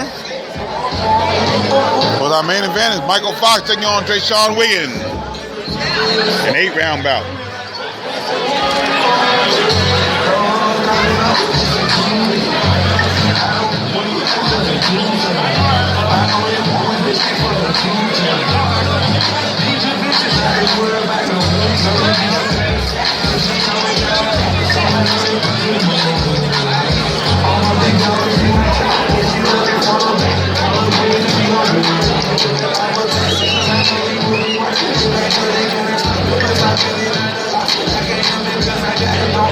Warrior to the ring, please. To the blue corner, Donnell Pierce.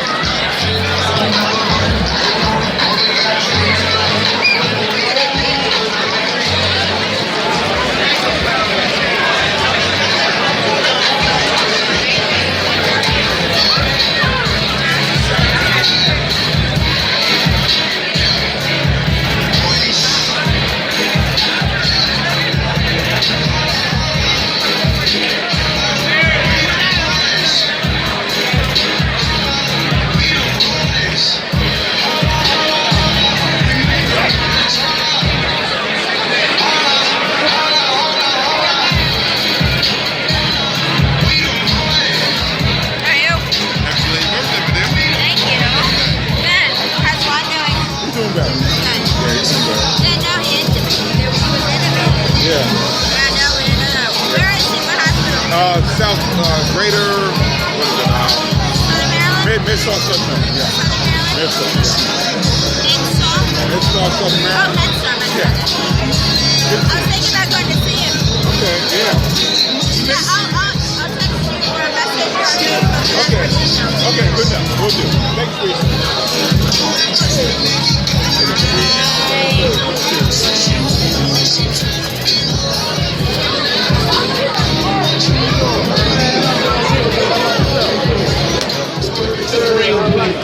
To the red corner, Luther. How you doing? Hey, you heard about Chavo Guerrero passing? You hear about Chavo Guerrero passing? Senior, Chavo senior pass. Yeah, Chavo senior pass.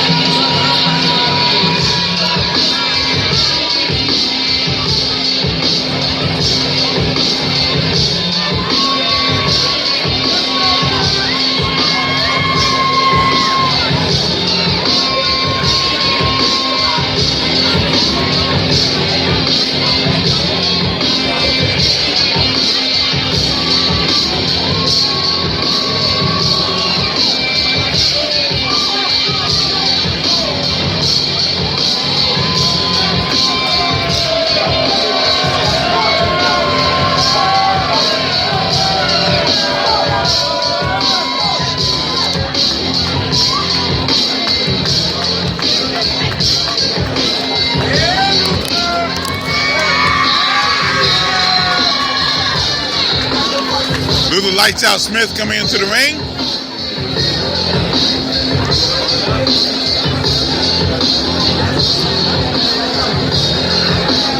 Coming in over the top rope.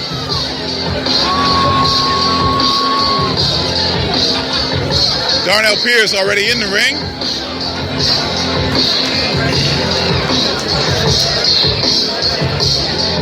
Ladies and gentlemen, if I can get your attention, please. If you all please rise for the singing of God Bless America by our 17-year-old Duke Ellington student, India Brown. If you all please rise.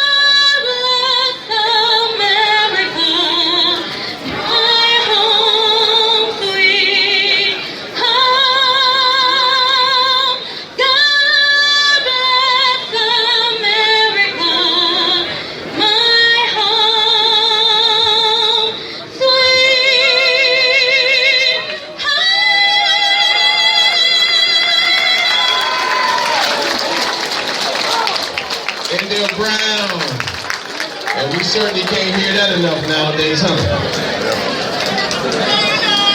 India Brown with God's Best America. Here's Disco Bobby and Jones. The evening, these are the bigger boys of boxing, scheduled for 6 rounds or less in the cruiserweight division. And with the bell ring, the man controlling the mayhem in the middle, Dave Braslow. Introducing the principals. First, fighting out the blue corner, he's wearing the white and black trunks. He weighed in at rough and tough, 193.8 pounds, undefeated as a pro. A perfect 5-0 from the Lone Star State of Texas. City of Killeen, please welcome Darnell, Unknown Pierce. And his opponent fighting out the red corner, he's wearing the black and red trunks. He weighed in at a sculpted 198.8 pounds.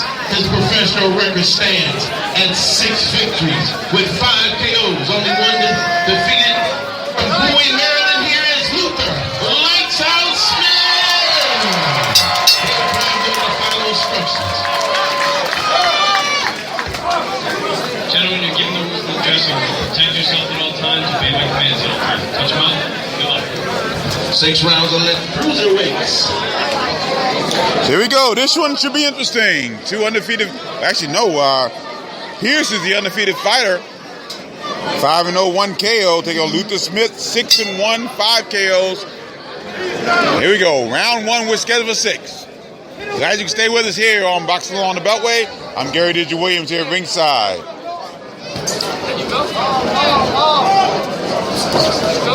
Both men southpaws, too. That's a do well.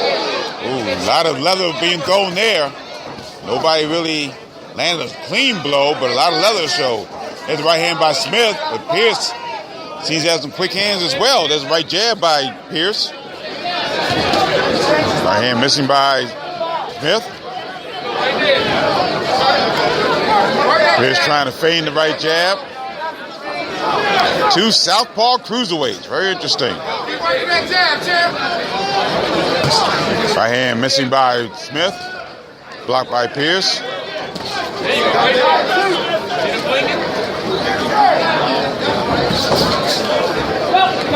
Combination missing, and referee Dave Braslow has separated them. There you go.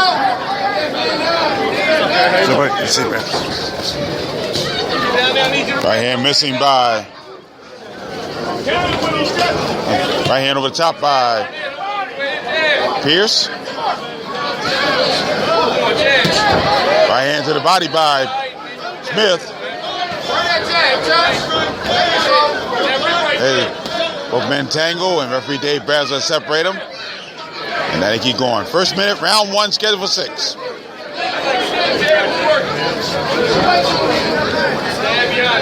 Pierce trying to man right hand over the top. There's Pierce trying to jab, missing with the right hand. Lucas Smith with a gorgeous right hand. Down goes Darnell Pierce. He could be in trouble. 5, 6, he's still down 7. Barely gets his feet. 8, 9, and Dave Braslow stops it. Gorgeous right hand over the top by Luther Smith. Knocks out Darnell Pierce. Pierce just stood in a neutral corner above our real-time pay-per-view seats and just smiled at his corner.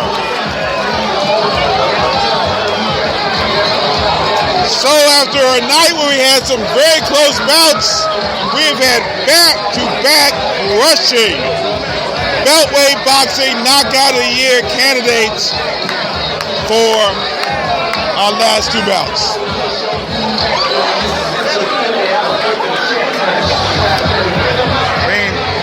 Luther Smith just loaded up the right hand, nailed Darnell Pierce with it, and down he went.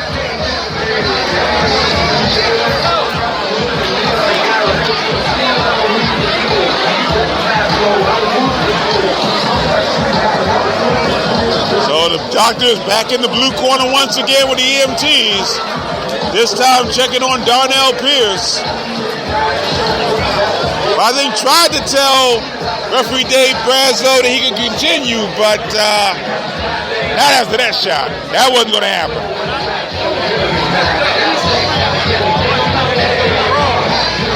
Just a gorgeous right hand. I mean, it was pretty even through the first part of the first round when Smith just unloaded a right hand and down he went. Smith now waving to his fans in the crowd.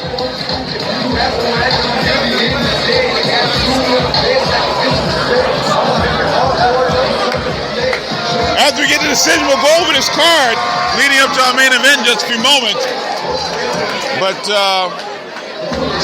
needless to say, the first part was very competitive. And then you had Marcus Bates, who was in a competitive fight against Alec Moore.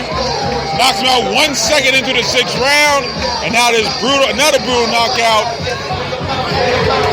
Darnell Pierce seems to be okay. He's still wondering why the bout was stopped. Dr. John Stiller, Robert Davidson, want him to walk around a little bit, see if he's okay. Here's Dick Bobby Jones. Pierce, he is okay. He is okay. Ladies and gentlemen, the end comes by way of explosive knockout. 1 minute 59 seconds of the very first round. And he has the ring name for a reason. The winner, Luther Lighthouse Smith. That's it for Darnell Pierce as well. He'll be back. So Luther Smith, he's doing better. Doing better. Yeah. Luther Smith now 7-1, 6 wins by knockout. Darnell Pierce loses for the first time in his pro career. He's now 5-1, 1 KO. Still to come our main event. Michael the Professor Fox against Trayshawn Wiggins. What a nice bid here tonight at Rosecroft Raceway in Fort Washington, Maryland. You just heard Luther Smith with an explosive knockout. First round knockout, 159 in the first round over Darnell Pierce. Marcus Bates with a vicious knockout that took place in the first, second, and 6th round.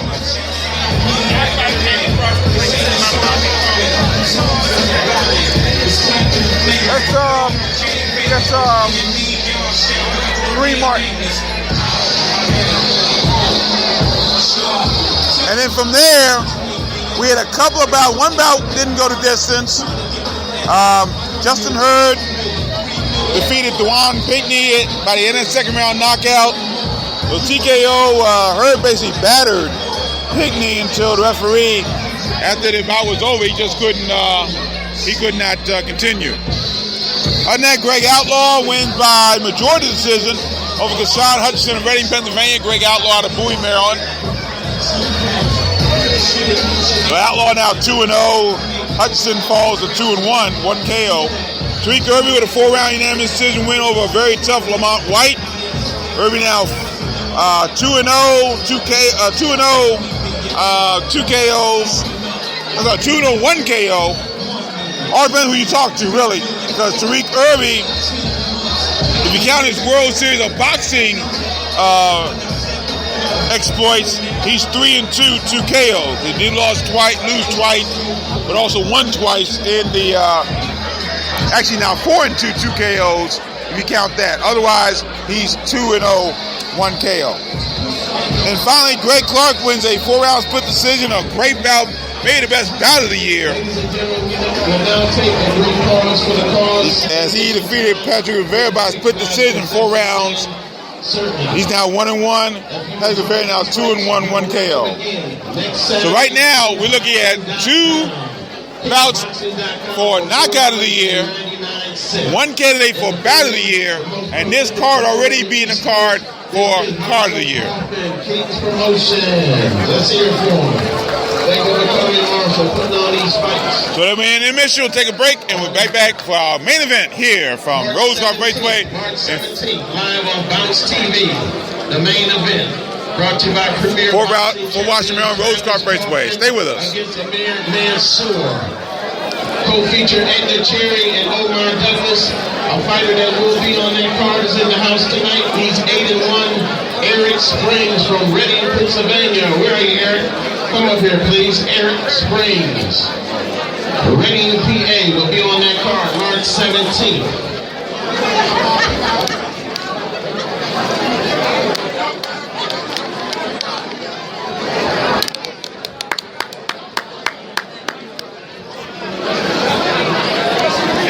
Eric Springs, let's hear it for him. 8-1 from Reading, PA. Represent Eric.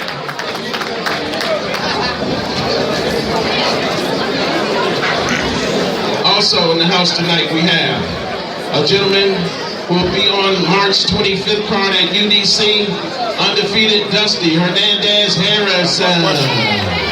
That was my question also. The undefeated Patrick Harris. USBA welterweight champ. The USBA welterweight champion, Dusty Hernandez Harrison.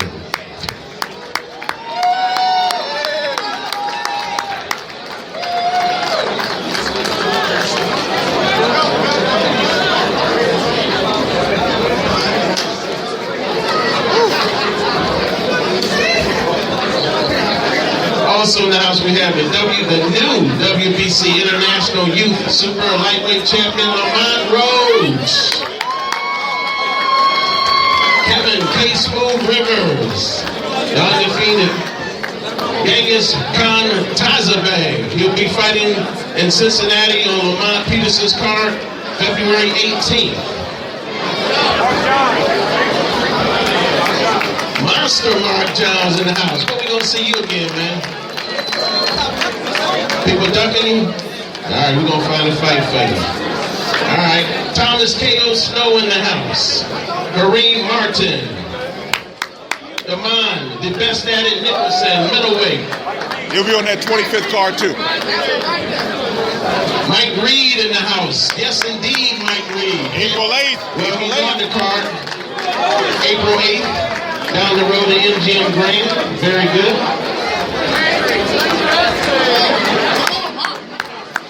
Yes, indeed, Mike Reed, undefeated. Tyreshia Douglas is here. Antoine Action Douglas is in the house. And Tyreshia is too. His sister. His sister, Tyreshia. Lady Tiger, Tyreshia Douglas is in the house. Four-time world champion.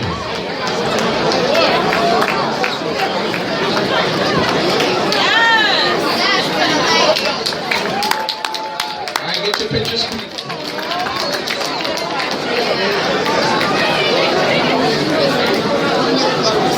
Certainly last but not least, and certainly appropriate for Black History Month, this gentleman, the first ever African-American to win the flyweight and super flyweight titles, DC's only entry into the International Boxing Hall of Fame, Mark Tushar Johnson. No problem.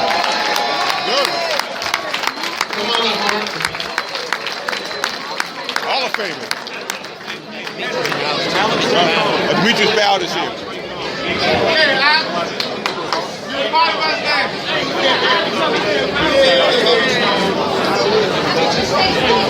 Also in the house, Alex Rincon making his pro debut March 11th, Turning Stone Casino, upstate New York.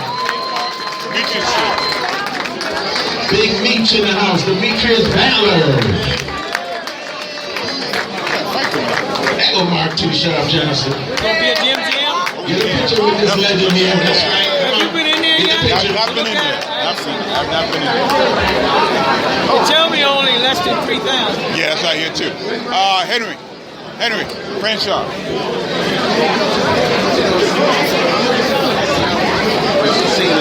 Oh, okay. Sorry.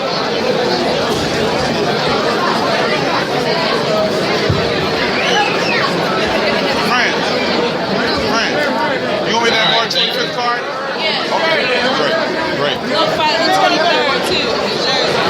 23rd and 25th? 23rd of what? No, I said we'll fight on the 23rd. Oh, Glenn on 23rd, right, okay, about to say, okay. Let's hear it for all of them. That's right, we're representing the DMD. Very good, the new generation. A lot of fighters out of here.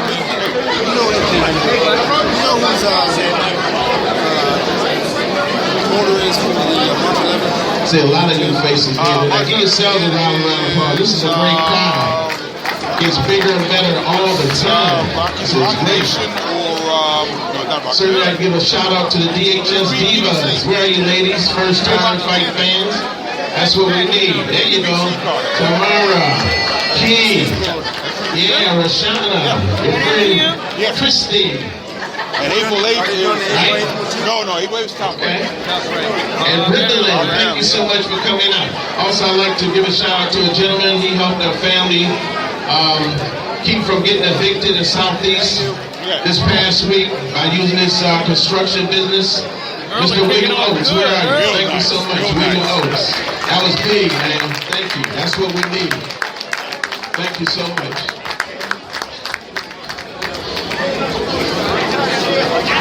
All right, coming up, the main event, Michael Fox.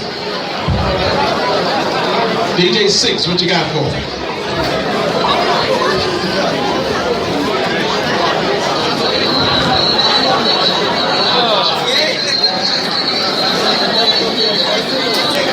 All right, back here at the Rosecroft Raceway in Fort Washington, Maryland. Elected to mention a gentleman, certainly a fight fan. He is a newly elected council member from Ward 8, Trayon Martin. Trayon White, I'm sorry, Trayon White. Where are you, Trayon? Come up here. Trayon White.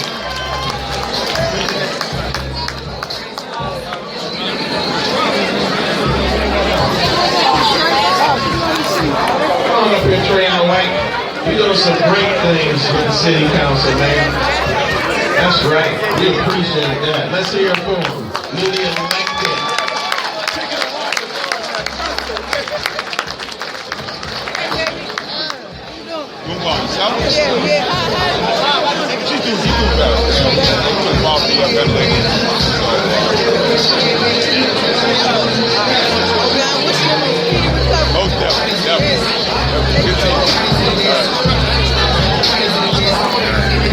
Those of you just joining us and missed early tonight, my regular broadcast partner, my good friend Juan Marshall, not here with us tonight.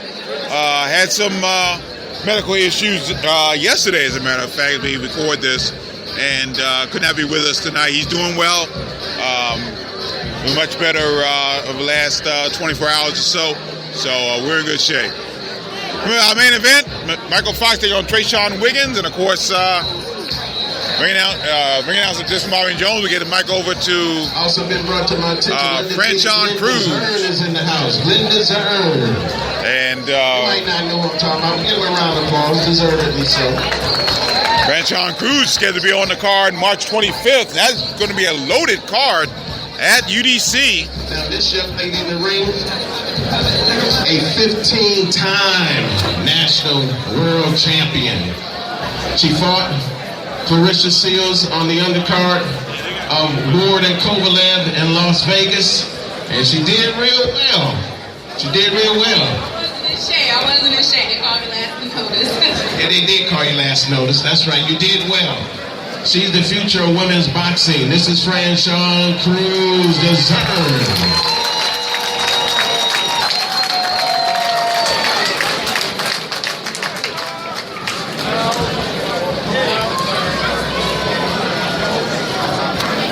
So Franchon Cruz, as we said, will be at the UDC card.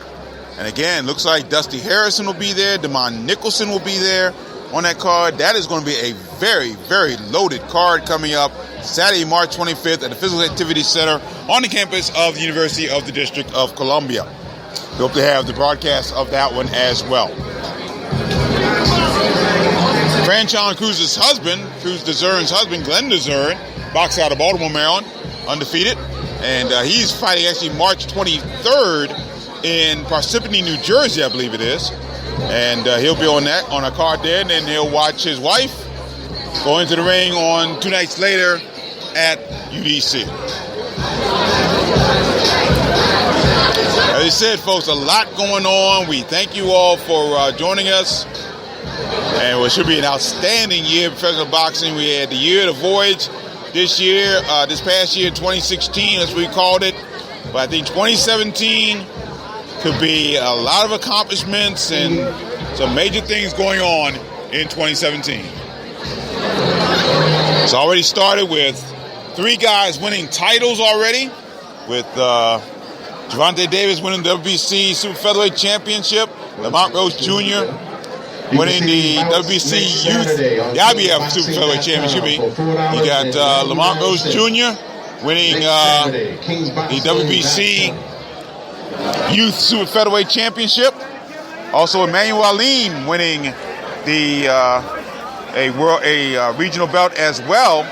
Interesting enough, the new issue of Ring had the guy that Alim beat, Evgen Kurtrov, as one of the prospects of the year, runner-up as the prospect of the year, and in his first bout, coming off of that, he gets beat. Very interesting there. Speaking of Ring Magazine and their awards for this year, one of the runner-up for Knockout of the Year was about between Thomas Williams and Edwin Rodriguez, and that was about where both guys fighting so well in that bout until he just knocked them out. Gary Digital Williams. Once again, Gary Russell Sr. got an award from the Highly Unofficial Award. Our buddy David Greisman did that one, and he awarded the George Foreman. But then Greisman said that the prize wasn't that amazing because 2 million Jamaican dollars equals less than $16,000 in United States money. But he's still beating up prospect guys.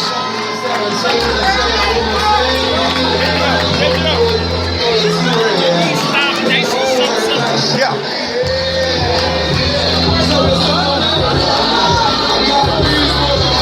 So Mike Fox coming to the ring. Led, of course, by his big brother Alantez Fox. Of course, had his big bout on February 25th at the Legacy Arena in Birmingham, Alabama.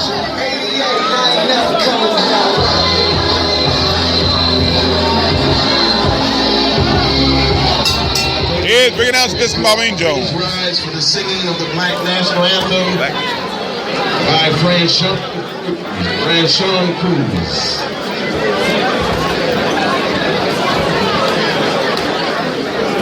With every voice and singing, till earth and heaven ring, sing with the harmony of liberty. Let our rejoicing rise high as the listening skies. Let it resound loud as the roaring sea. Sing a song full of the faith that the dark past has taught us. Sing a song full of the faith that the present has brought us. I forgot the words, but we're gonna keep going. They sing the rising sun. Sing the rising sun of a new day begun. Let us march on to victory. It is won. Thank you guys so much. Let me find out I'm punchy. That's because we don't sing it enough. That's what that is. Thank you, Franchon. Let's hear it for him again. Franchon Cruz Dezern singing Lift Every Voice and Sing. Fortunately, a lot of people knew it as well. Department of Labor Licensing and Regulation Executive Director Patrick Piniella, Chairman Ernie Danziger. And so, from inside Rosecroft Raceway Ballroom here in Fort Washington, Maryland, in front of a standing room only crowd, at the scene on KingBoxing.com, we now come to our main event and the moment of truth. Ladies and gentlemen, girls and boys, it's time to bring the noise. Boxing fans, are you ready to do this? Yeah. Let's step to this. 8 rounds or less in the junior welterweight division. And when the bell rings, The man controlling the mayhem in the middle, international referee Kenny Chevalier. Introducing the principals first, fighting out the blue corner. He's wearing the black and gray trunks. He weighed in at a right and tight 142.4 pounds. His excellent professional record, 7 victories. 6 of his 7 have come by way of KO. Only 2 defeats and 1 KO was over current world champion Jason Sosa of Philadelphia. He's here tonight to put himself back into title shot consideration, hailing from up in the hills near Catskills, New York, city of Newburgh. Ladies and gentlemen, please welcome Trigger Trayshawn Wiggins. And his opponent fighting out the red corner. The gold trunks, standing a tall and talented sport. And a long and lethal 141.4 pounds. Undefeated professional.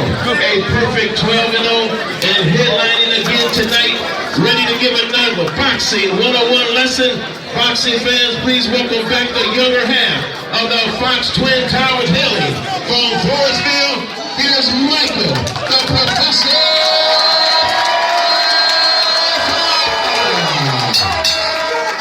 Please how are you the final instruction?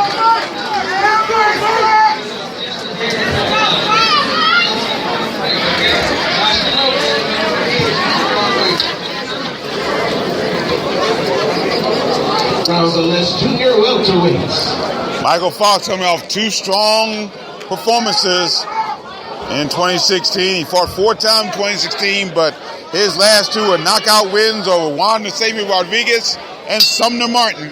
Here we go, round 1. We're scheduled for 8. Standing room only here from Rosecroft Raceway in Fort Washington, Maryland. I'm Gary Digital Williams here at ringside. Bringing you great action. Michael Fox, the southpaw. A lot of southpaws here tonight. Mike Fox, 6'4". Was his brother Alante, 6'5". They're back again. A couple of southpaws going at it here. Good right jab by Michael Fox. Good jab, Mike. That's a good jab, Mike. That's a good jab, Mike. As always, technically sound is Michael Fox. That's a good jab, baby. Giving that jab right in the face of Trayshawn Wiggins, known as Trigger out of Newburgh, New York. Too long, man. You worry about that milk. That's a good jab, Mike. Michael Fox stay on the outside using his jab. Wiggins trying to move his jab out there as well. Wiggins gets inside, gets a shot to the hip of Fox.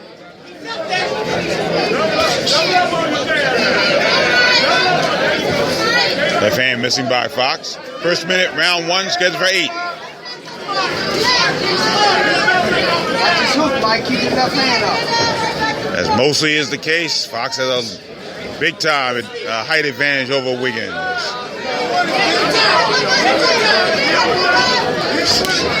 Wiggins tries a shot over the top. Misses behind the head.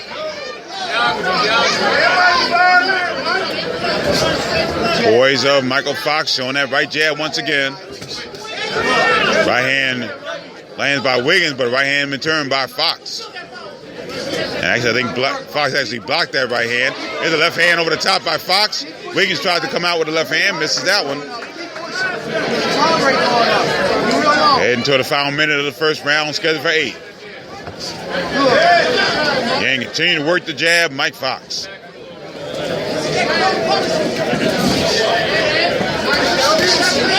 I am missing the left hand over the top by Fox.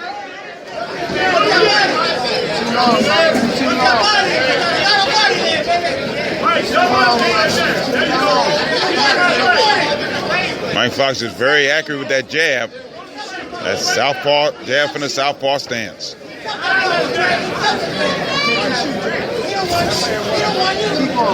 Into the final seconds of round 1, scheduled for 8. Good feeling out process round here. Fox doing a good job establishing that right jab.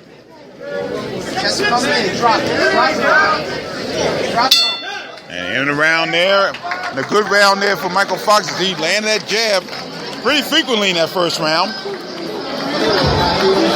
But a long way to go. Trayshawn Wiggins coming off a loss, his second pro loss. A 6-round split decision loss to Benjamin Whitaker back on April 15th at the Turning Stone Resort and Casino in Verona, New York.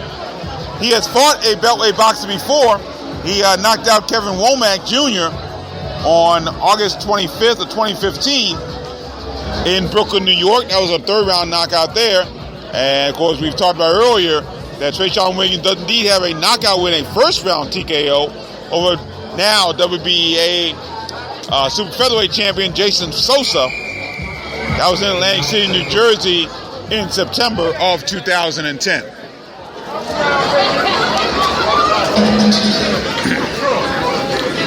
Both men cleaning out the corners. Here's round 2.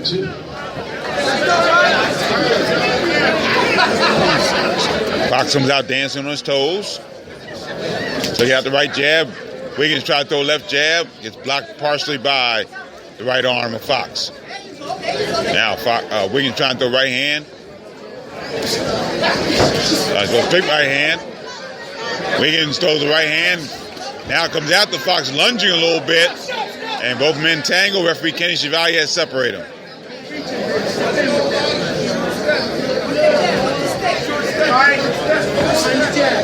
Once again, Fox trying to land the jab.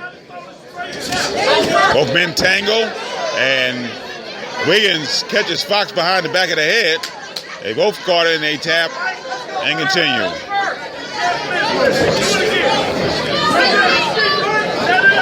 Can Wiggins do what no one else has really done, is get inside Fox's defense.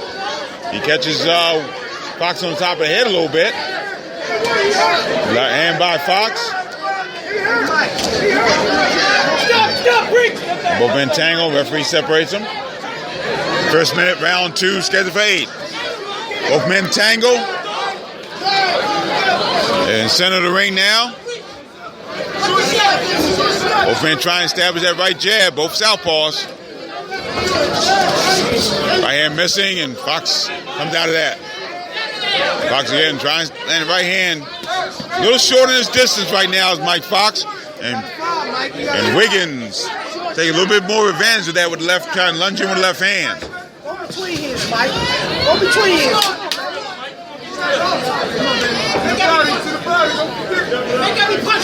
Easy work. At the halfway point of round 2. Easy work. Hands high. Right, left hand lands over the top by Fox. Made Wiggins buckle momentarily, but he seems to be okay now. Right hand going back to that jab, always to that jab. But Wiggins catches Fox with a right hand coming in. He's using a straight right hand, the southpaw. Heading to the final minute of the second round, scheduled for 8. Both men in the ring center now. Fox trying to land that right jab. Missing with the left hand. Right jab to the body by Fox.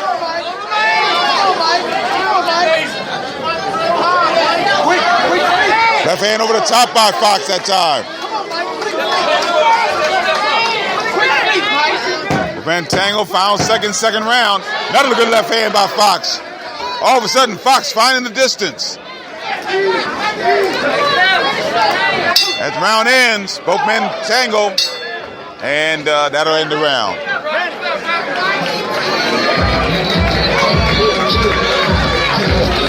But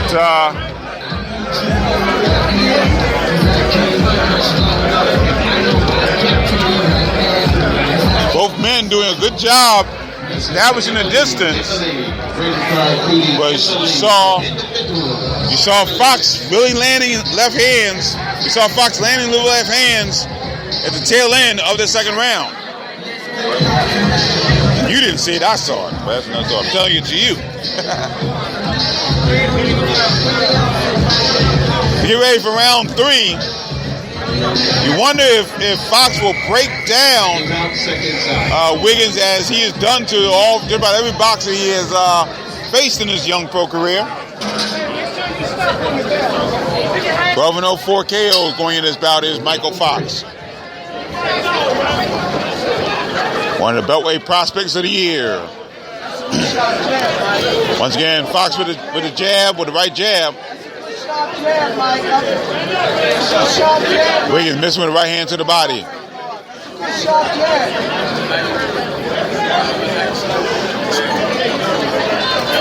Left hand missing by Fox, but he lands a good right hand. Wiggins up against the ropes. Probably not a good idea for him to be there right now. Back to the jab goes Michael Fox. Right jab, missing with the left hand barely. Keep boxing, baby. Keep boxing, sharp. Keep boxing, Mike. Fox now moving back and forth. Right hand over the top by Fox missing. Left hand to the body by Wiggins gets blocked. Both men tango. Hold short, Mike. Keep working. Keep working, Mike. Keep working, Mike. Fox trying to throw a light hand now. Right jab. Once again, that jab is just picture perfect right now. Wiggins gets caught with the left hand. He tried to throw right hand in close. Couldn't do it. Keep it going, Mike. Right jab missing by Wiggins. Right hand landing by Fox. Wiggins is picking off some of those jabs. Educate.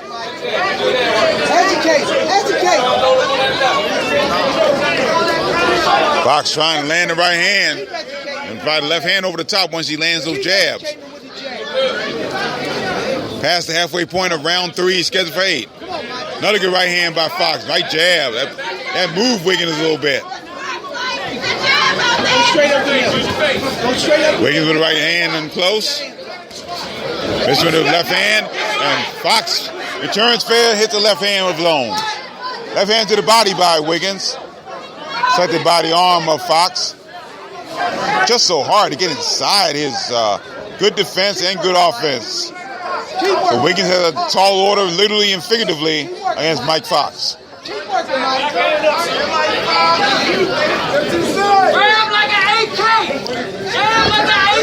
And left jab missing.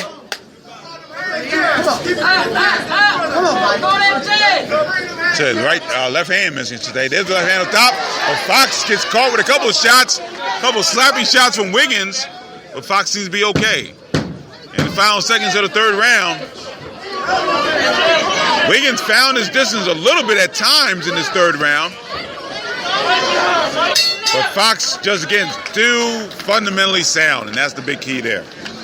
Don't forget to join us for our post-fight wrap-up show immediately following this bout. We'll head right into the post-fight wrap-up show, recap this card, and tell you what lies ahead for the Beltway in the first quarter of 2017. The post-fight wrap-up show immediately following this final bout of the evening.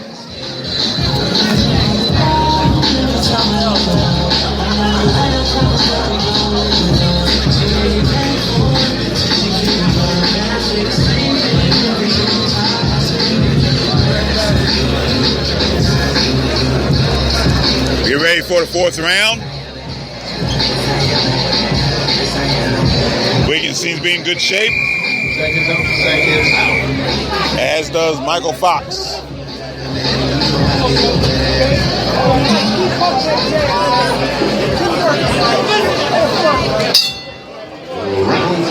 Round 4, we're scheduled for 8. Michael Fox in the black and gold trunks. And Trayshawn Wiggins in the black and gray trunks. Step sharp off your back foot. Step sharp off your back foot. Right jab to the body. And Wiggins kind of pushed that off a little bit. Wiggins tries a wild right hand, missing. Hands wide. Come straight down the middle. Both men in the center of the ring. Fox moving to his right, now bouncing back and forth. The left hand by Fox. That lands. Wiggins with a couple of shots, but again, being deflected on the back by Fox. Hitting the back. Good movement defensively. There's a right jab by Fox. Triples the right hand. Right jab once again. Left hand to the body, and referee Ken Chevalier stops it.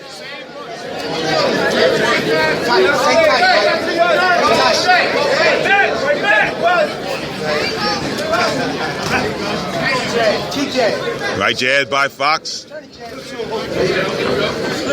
Keep working the jab, Mike. It's been a jab fest by Mike Fox. Wiggins comes inside, lands a couple of shots. With a left hand up top by Wiggins. Slapping left hand, but it seems to be doing some damage. Wiggins trying to let his punch go. Then left hand again. Both men tangle inside. Referee Ken Chevalier stops it. And referee Chevalier warns Wiggins for holding. Heading to the final minute of the fourth round. Scheduled for 8.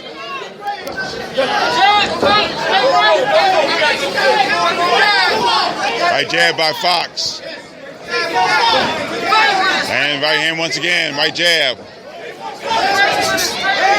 the body. Good right hand over the top. Good hook by Michael Fox. Two guys tangle. Referee Kenny Chevalier stops him. Keep cracking, Mike. Keep cracking, Mike. Keep cracking, Mike. Keep cracking. Left hand by Wiggins in close. We're inside the final minute of the fourth round. Scheduled for 8.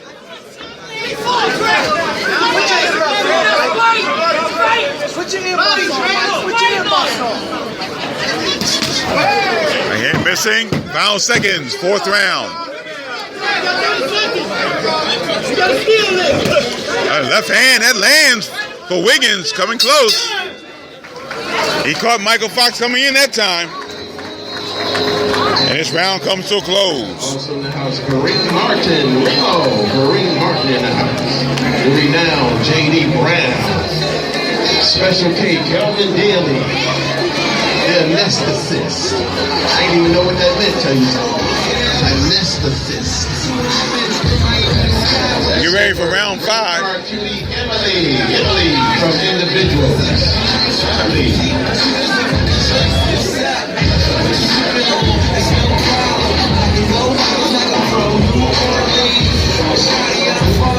Get ready for the 5th round coming up. Scheduled for 8 here. Seconds out, seconds out.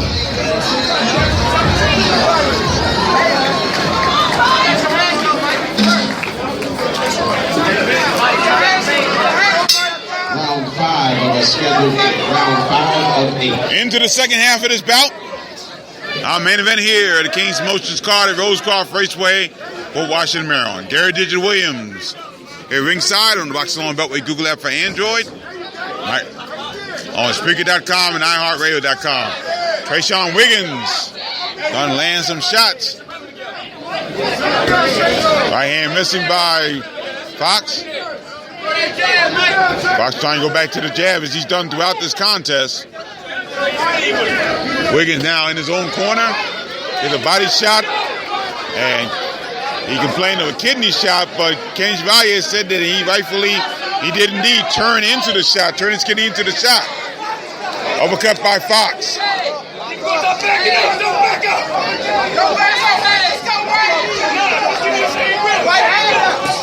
Left hand over the top by Wiggins.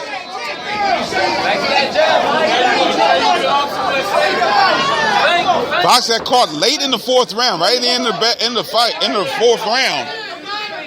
Comes out the 5th round, has not thrown his jab nearly as much as he did early on. There it is now, right hand jab going out. Now he's going back to it. Backing Wiggins up into the red corner. Both men tangle, may have hit some heads in there, couldn't tell. Heading to the halfway point of round 5, scheduled for 8. Now Fox trying to trap Wiggins in the corner. Trying to come forward. There's a right jab by Fox. Stay with him. Good right hand in close by Fox. Wiggins could be in a little bit of trouble here. As Fox trying to put on the pressure as we head toward the final minute of the 5th round. Come on, Mike. Try to punch. Now left hand by Wiggins over the top. Wiggins trying to punch upward. Not as much of a height differential as Fox has seen before. But it's still there. His left hand over the top by Fox. Trying to get that left hand to land inside the final minute of the 5th round.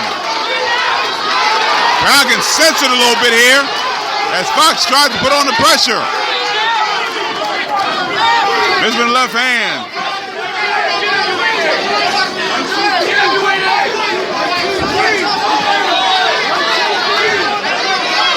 Right jab by Fox. Final seconds, 5th round. Both men tangled once again. And Fox getting Wiggins backwards as the round ends. And the crowd kind of sensed that the tide had really changed in that 5th round. After not working that jab much in the early part of the 5th round, suddenly the jab came right back for him. And he had Wiggins going on his back foot throughout the 5th round. He landed a couple good shots there on Trayshawn Wiggins. This is Joy from Individual Green Card Kitty Joy.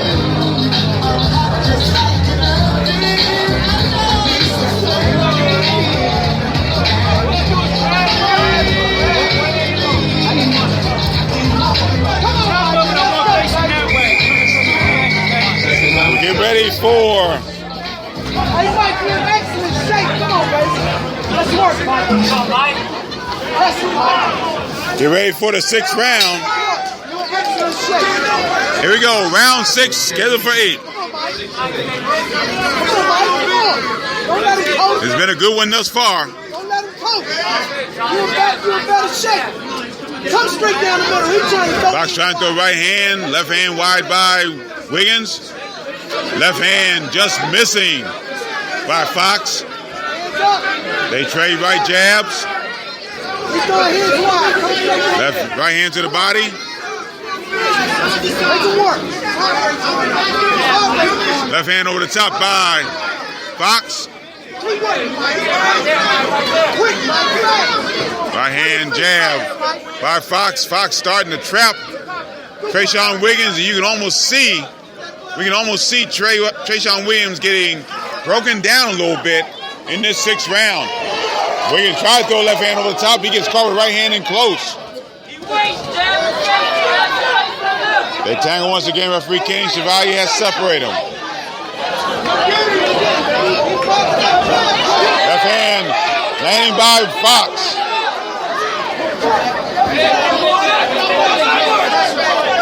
Now once again with the right jab, Michael Fox.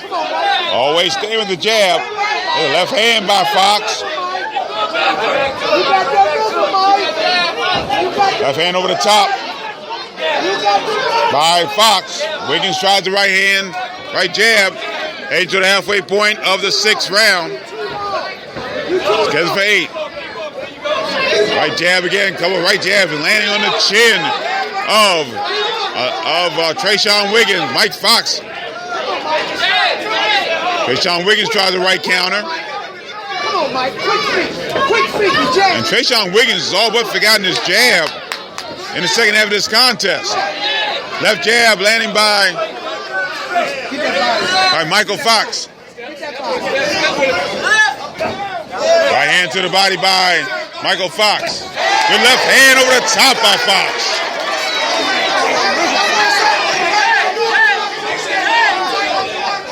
Right hand missing by Wiggins. Right hand missing by, but he gets caught with the right hand. Fox catches Wiggins with that right hand. Inside the minute to go in this 6th round.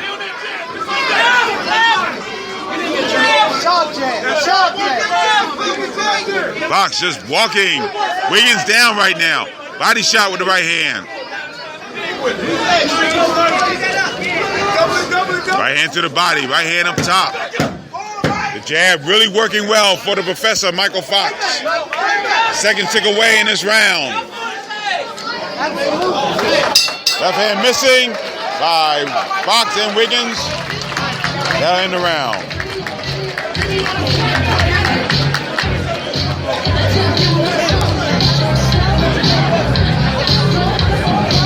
And for the final time tonight, let's hear for ring card cutie Emily of individuals. Emily, working hard all night. Let's hear for Emily. Once again, heading to the 7th round. Finally got it right.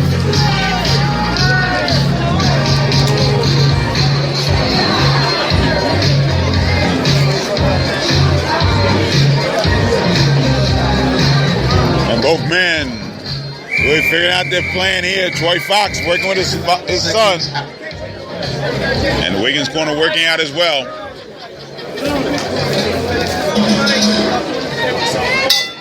Round 7 of 8. Round 7, scheduled for 8. Michael Fox back to the jab. Wiggins trying to double and triple up his jab as well. Wiggins tried to throw a combination. That doesn't work. Left hand missing by Fox. Fox's last win came in the 7th round. TKO win over Juan Nasevi Rodriguez back on November 5th here at Rosecroft. Wiggins with a nice right hand, right jab that time. Hey, Mike, he fading, Mike. He fading, Mike. He fading, baby. You gonna put that pressure Wiggins on. back with the right hand again, right jab. Fox going to the body. Left hand missing by Fox.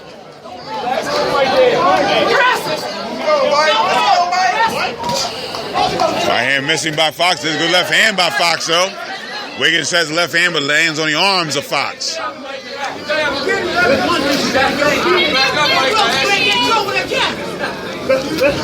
Right jab by Fox. First minute, round 7. Right hand by Wiggins misses. Tries chin, and Fox comes in underneath, and referee stops. Let's break him up. Come on, Mike. Let's work. Let's work.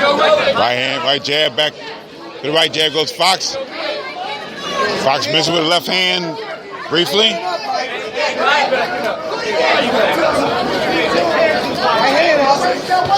Left hand to the body by Fox.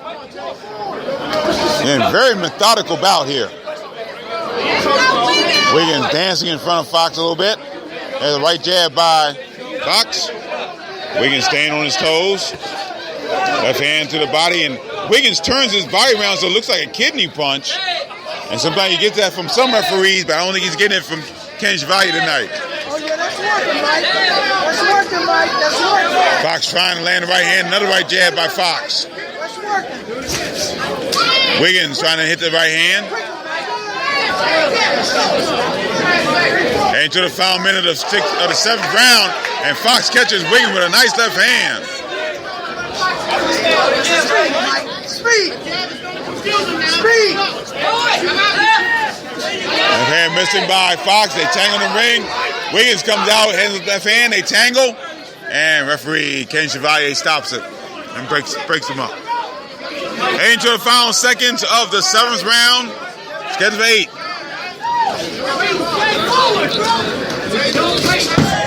Fox with a good left hand. He followed up with a right hook as well. In the waiting seconds of the 7th round. And that will do it. Also in the house tonight, we have the former heavyweight contender, Vice President of Ring 101 Baltimore, Mr. Lou Vincent. We'll get ready for the 8th and final round. For the final time tonight, please give it up for ring card cutie from Individuals, Joy.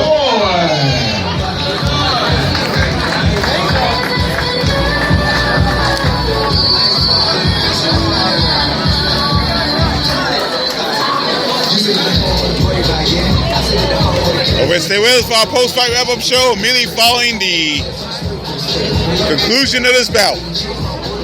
And you can see all these bouts next week on KingsBoxing.com. KingsBoxing.com. Seconds out. All right, fight fans, this is it. Put your hands together for both Green Warriors. This is the 8th and final round. Final round of this contest, the final boxing round of the night. Here we go. Michael Fox, 12-0, 4 KOs. Taking on Trigger Trayshawn Wiggins, 7-2 with 6 KOs.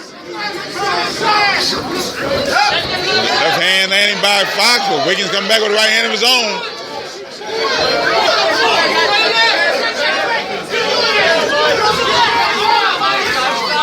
Left hand missing. Wiggins trying to land shots in the back of the head and a tangle. Left hand, Fox kind of ducked down, See that often. He's okay. I just doesn't see him duck off him too much. Left hand by Wiggins. Left hand over top by Fox. Fox trying to stick to his jab. Wiggins has refound his jab. Rediscovered his jab a little bit. Right hand by Wiggins. First minute, final round.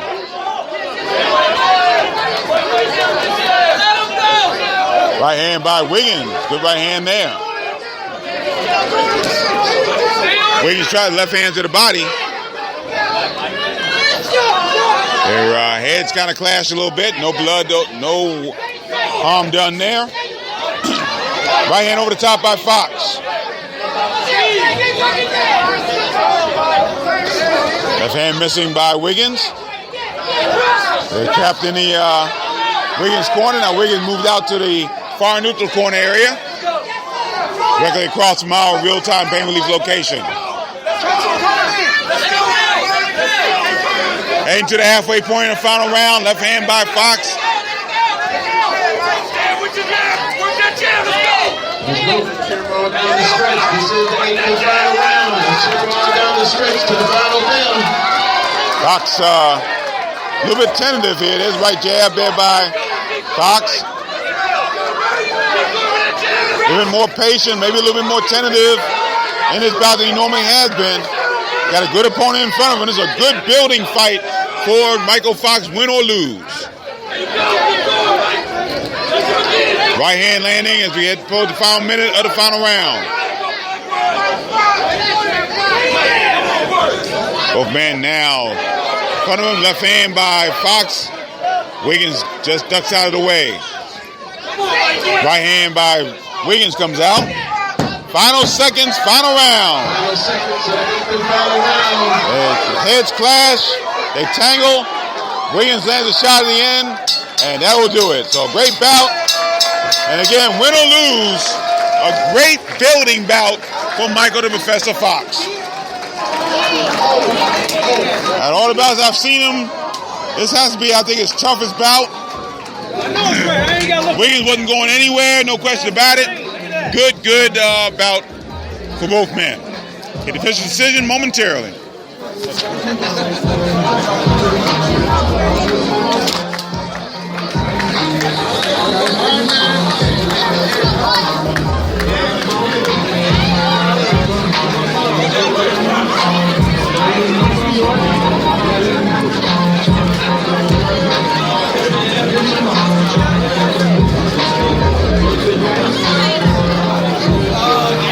See you next month, buddy. I don't know what it is. I don't know all that. Okay. So I figured you some. Okay. All right. Maybe if my small chance. Okay. We'll keep it going.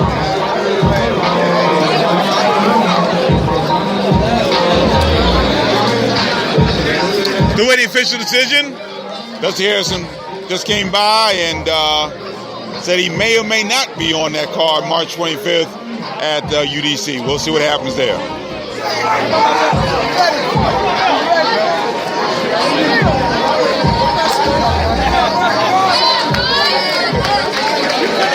Michael Fox landing, acknowledging the crowd.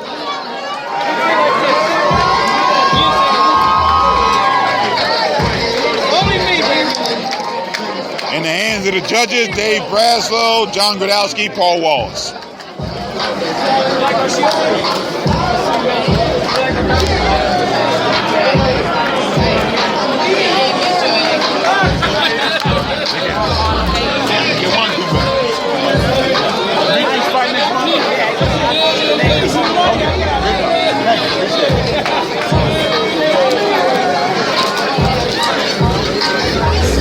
Throughout the night, everybody's been asking me how Juan Marshall is doing, and again, he's doing much better. I've been in contact with his family, and see him doing much better. Everybody is really concerned about him, and I appreciate that, no question about it. Dedicated tonight's card to him tonight. He would normally be here with me. Hopefully he'll be back next time we were on air, and he'll be in good shape.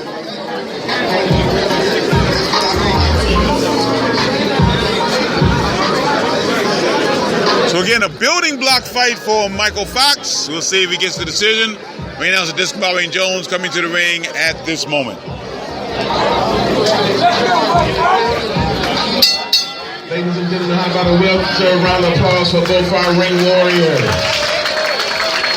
The official scoring is as follows. Judge Paul Wallace scored it 76-76 draw.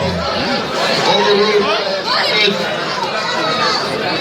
Judge John Gradowski scored it 77-75. Judge David Braslow saw it 78-74. The winner by majority decision and still undefeated, the Professor Michael Fox.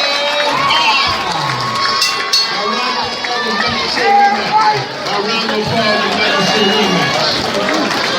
That's it for Trayshawn Wiggins. So Michael Fox wins a 8-round majority decision over Trayshawn Wiggins. Be safe, be blessed. And again, it was a tough fight. Obviously, the toughest fight that Michael Fox has had. The first bout that he's won. The second bout he's won by majority decision. First bout came way back in his second pro fight against Benjamin Olinga, who was somewhat similarly tough, not as much talent as Wiggins has, but kind of same type of boxer. Won a 4-round majority decision there over Benjamin Olinga. Michael Fox now 13-0, 4 KOs, and Trayshawn Wiggins falls to 7-3 with 6 KOs. From Rosecroft Raceway in Fort Washington, Maryland, this is the Boxing Along the Beltway post-fight wrap-up show. Boxing Along the Beltway post-fight wrap-up show is brought to you in part by UndisputedBrand.com. Visit UndisputedBrand.com for the finest of boxing and mixed martial arts apparel. Undisputed Brand, the brand true champions wear. And by Real-Time Pain Relief. From boxers to ballerinas, for shoulder pain to muscle strain and everything in between, Boxing Along the Beltway recommends Real-Time Pain Relief. The fast, safe, plant-based ointment. Remember, you go to www.freepainoffer.com and get a $10 tube, $10 worth of Real-Time Pain Relief. You get a free $10 tube of Real-Time Pain Relief. Rub it on, the pain is gone in real time. Well, one of the more competitive cards we have seen in the area in about 6 months, in all honesty. I mean, but this was a great card from top to bottom. Tremendous bouts all the way through. We had some explosive knockouts in some competitive fights. And a great 7-bout card. Once again, just heard Michael Fox win by 8-round majority decision over Trayshawn Wiggins.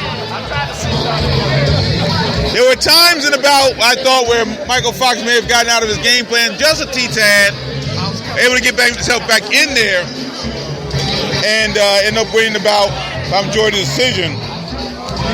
Couldn't land the power shots like he wanted to. But be as it may, I thought overall it was definitely a building block fight for Michael Fox, something he can definitely build on for the future. Once again, the scores, Judge Paul Wallace scored an even 76-76. He was overruled by Dave Braslow 78-74. John Gradowski has 77-75. And Michael Fox now 13-0 with 4 KOs. Trayshawn Wiggins falls to 7-3 with 6 wins by knockout. Speaking of knockouts, we had 2 of the more explosive knockouts we have seen in quite some time as well. Luther Lights Out Smith scored a devastating first round knockout over Darnell, the unknown Pierce out of Killeen, Texas. Pierce spent some time in the Beltway in Frederick, Maryland, but never fought out of the area. But Luther Smith, after what was an even early part of the first round, landed a crushing right hand that dropped Pierce back first to the canvas. Referee Dave Braslow made the count, but I thought he was unfit to continue. And Smith won the bout. He is 7-1, 6 KOs, time of the knockout, 159 in the first round. Once again, Smith 7-1, 6 KOs. Darnell Pierce 5-1, 1 KO. As Pierce loses for the first time. But that was not the more explosive knockout of the night. That has to go to Marcus Bates, who in a 6th round bout, in the 6th round of the bout, for the second consecutive time, he comes out and explodes in a knockout, and this one was unbelievable. I used a phrase that was made famous by the late wrestler Roddy Piper, and basically what happened, the bell rang in the 6th round, and then the bell rang in the 6th round. That was it. That was a hell of a nice card, right? Great card. Yep. And the time of the knockout for Luther Lights Out Smith, I'm sorry, not for Luther Lights Smith, Marcus Bates over Alex McGee, 1 second of the 6th round. Literally, the bell rang, and then the bell rang. And that was it. Marcus Bates now 6-0 with 1 draw, 6 KOs. Alex McGee out of Reno, Nevada, 2-1. Also on the card tonight, Greggy Outlaw, the sharpshooter, I guess he's calling himself now, won a 4-round majority decision over Kashawn Hutchinson, the left-handed bandit out of Reading, Pennsylvania. Outlaw with a good performance tonight against a very tough opponent. You know, a lot of southpaws tonight. They were both southpaws, and Hutchinson was southpaw in that fight. Outlaw was not. Dave Braslow scored about 38-38. Radowski scored at 39-37, and Wallace had a shutout for Outlaw, 40-36. Didn't see that, even though I was on the same side of the ring as Paul Wallace during that bout. Didn't see the shutout there. But Outlaw gets the win. He's 2-0. Hutchinson now 2-1, 1 KO. Justin Hurd with a better performance tonight, much better performance actually, over Dewan, the real deal Pickney. Slick Justin Hurd should say. Out of Keek, Maryland, scored his 2nd round TKO at the end of the 2nd round. Hurd was much better. Good job. Used the jab better this time around. Able to get some pressure on Pickney at the end and got the win. He's now 2-0 with 1 KO. And Dewan Pickney now 1-3 with 2 draws. 1-4 with 2 draws and no knockouts on his record. 1-4-1, I should say.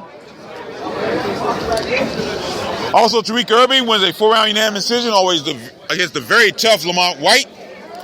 He wins 40-36 across the board. Lamont White didn't have a lot of offense, but he was very durable, very tough. Made Irby work for the win. And Irby now 2-0, 1 KO. Or we follow the Fight Facts record. It concludes his bout in the World Series of Boxing. His bouts in the World Series of Boxing. He's now 4-2 with 2 KOs. Lamont White 0-6. And our first bout of the night, Gregory Clark winning a 4-round split decision win over Patrick Rivera. New Era Rivera out of Edgewood, Maryland. Gregory Clark out of Washington, D.C. Clark told us afterwards, much better fight for him. Jab was a lot better. Overall, just a lot of things better for Greg Clark, and they landed a win. So, we finished up here tonight. Of course, next Saturday, we have the Golden Gloves at Sugar Ray Leonard Boxing Center in Palm Park, Maryland. Started the Golden Gloves, the juniors will be in action. We have on the 18th, of course, Also, we have Lamont Peterson fighting on the card in the Center Center in Cincinnati, Ohio, against David Avanyasan for the interim WBA welterweight title. Also on that card, Thomas Top Dog Williams Jr. taking on Marcus Brown on that card as well. I believe that card's on Showtime. Then on February 25th in Birmingham, Alabama, we've got Jared Hurd taking on Tony Harrison. That's the co-feature to Deontay Wilder's bout against Gerald Washington. Also on that card, Alante Slides of Fox will be on the card. And he'll be in the NABF middleweight title against Kenneth McNeil out of Birmingham, Alabama. That's on February 25th. March 11th, we'll be at the MGM National Harbor Casino. Gary Russell Jr.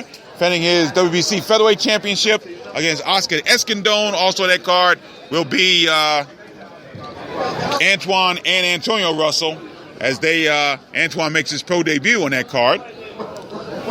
And of course, April 8th, backtrack, March 25th, we'll have the card at the UDC Physical Activity Center, University of the District of Columbia.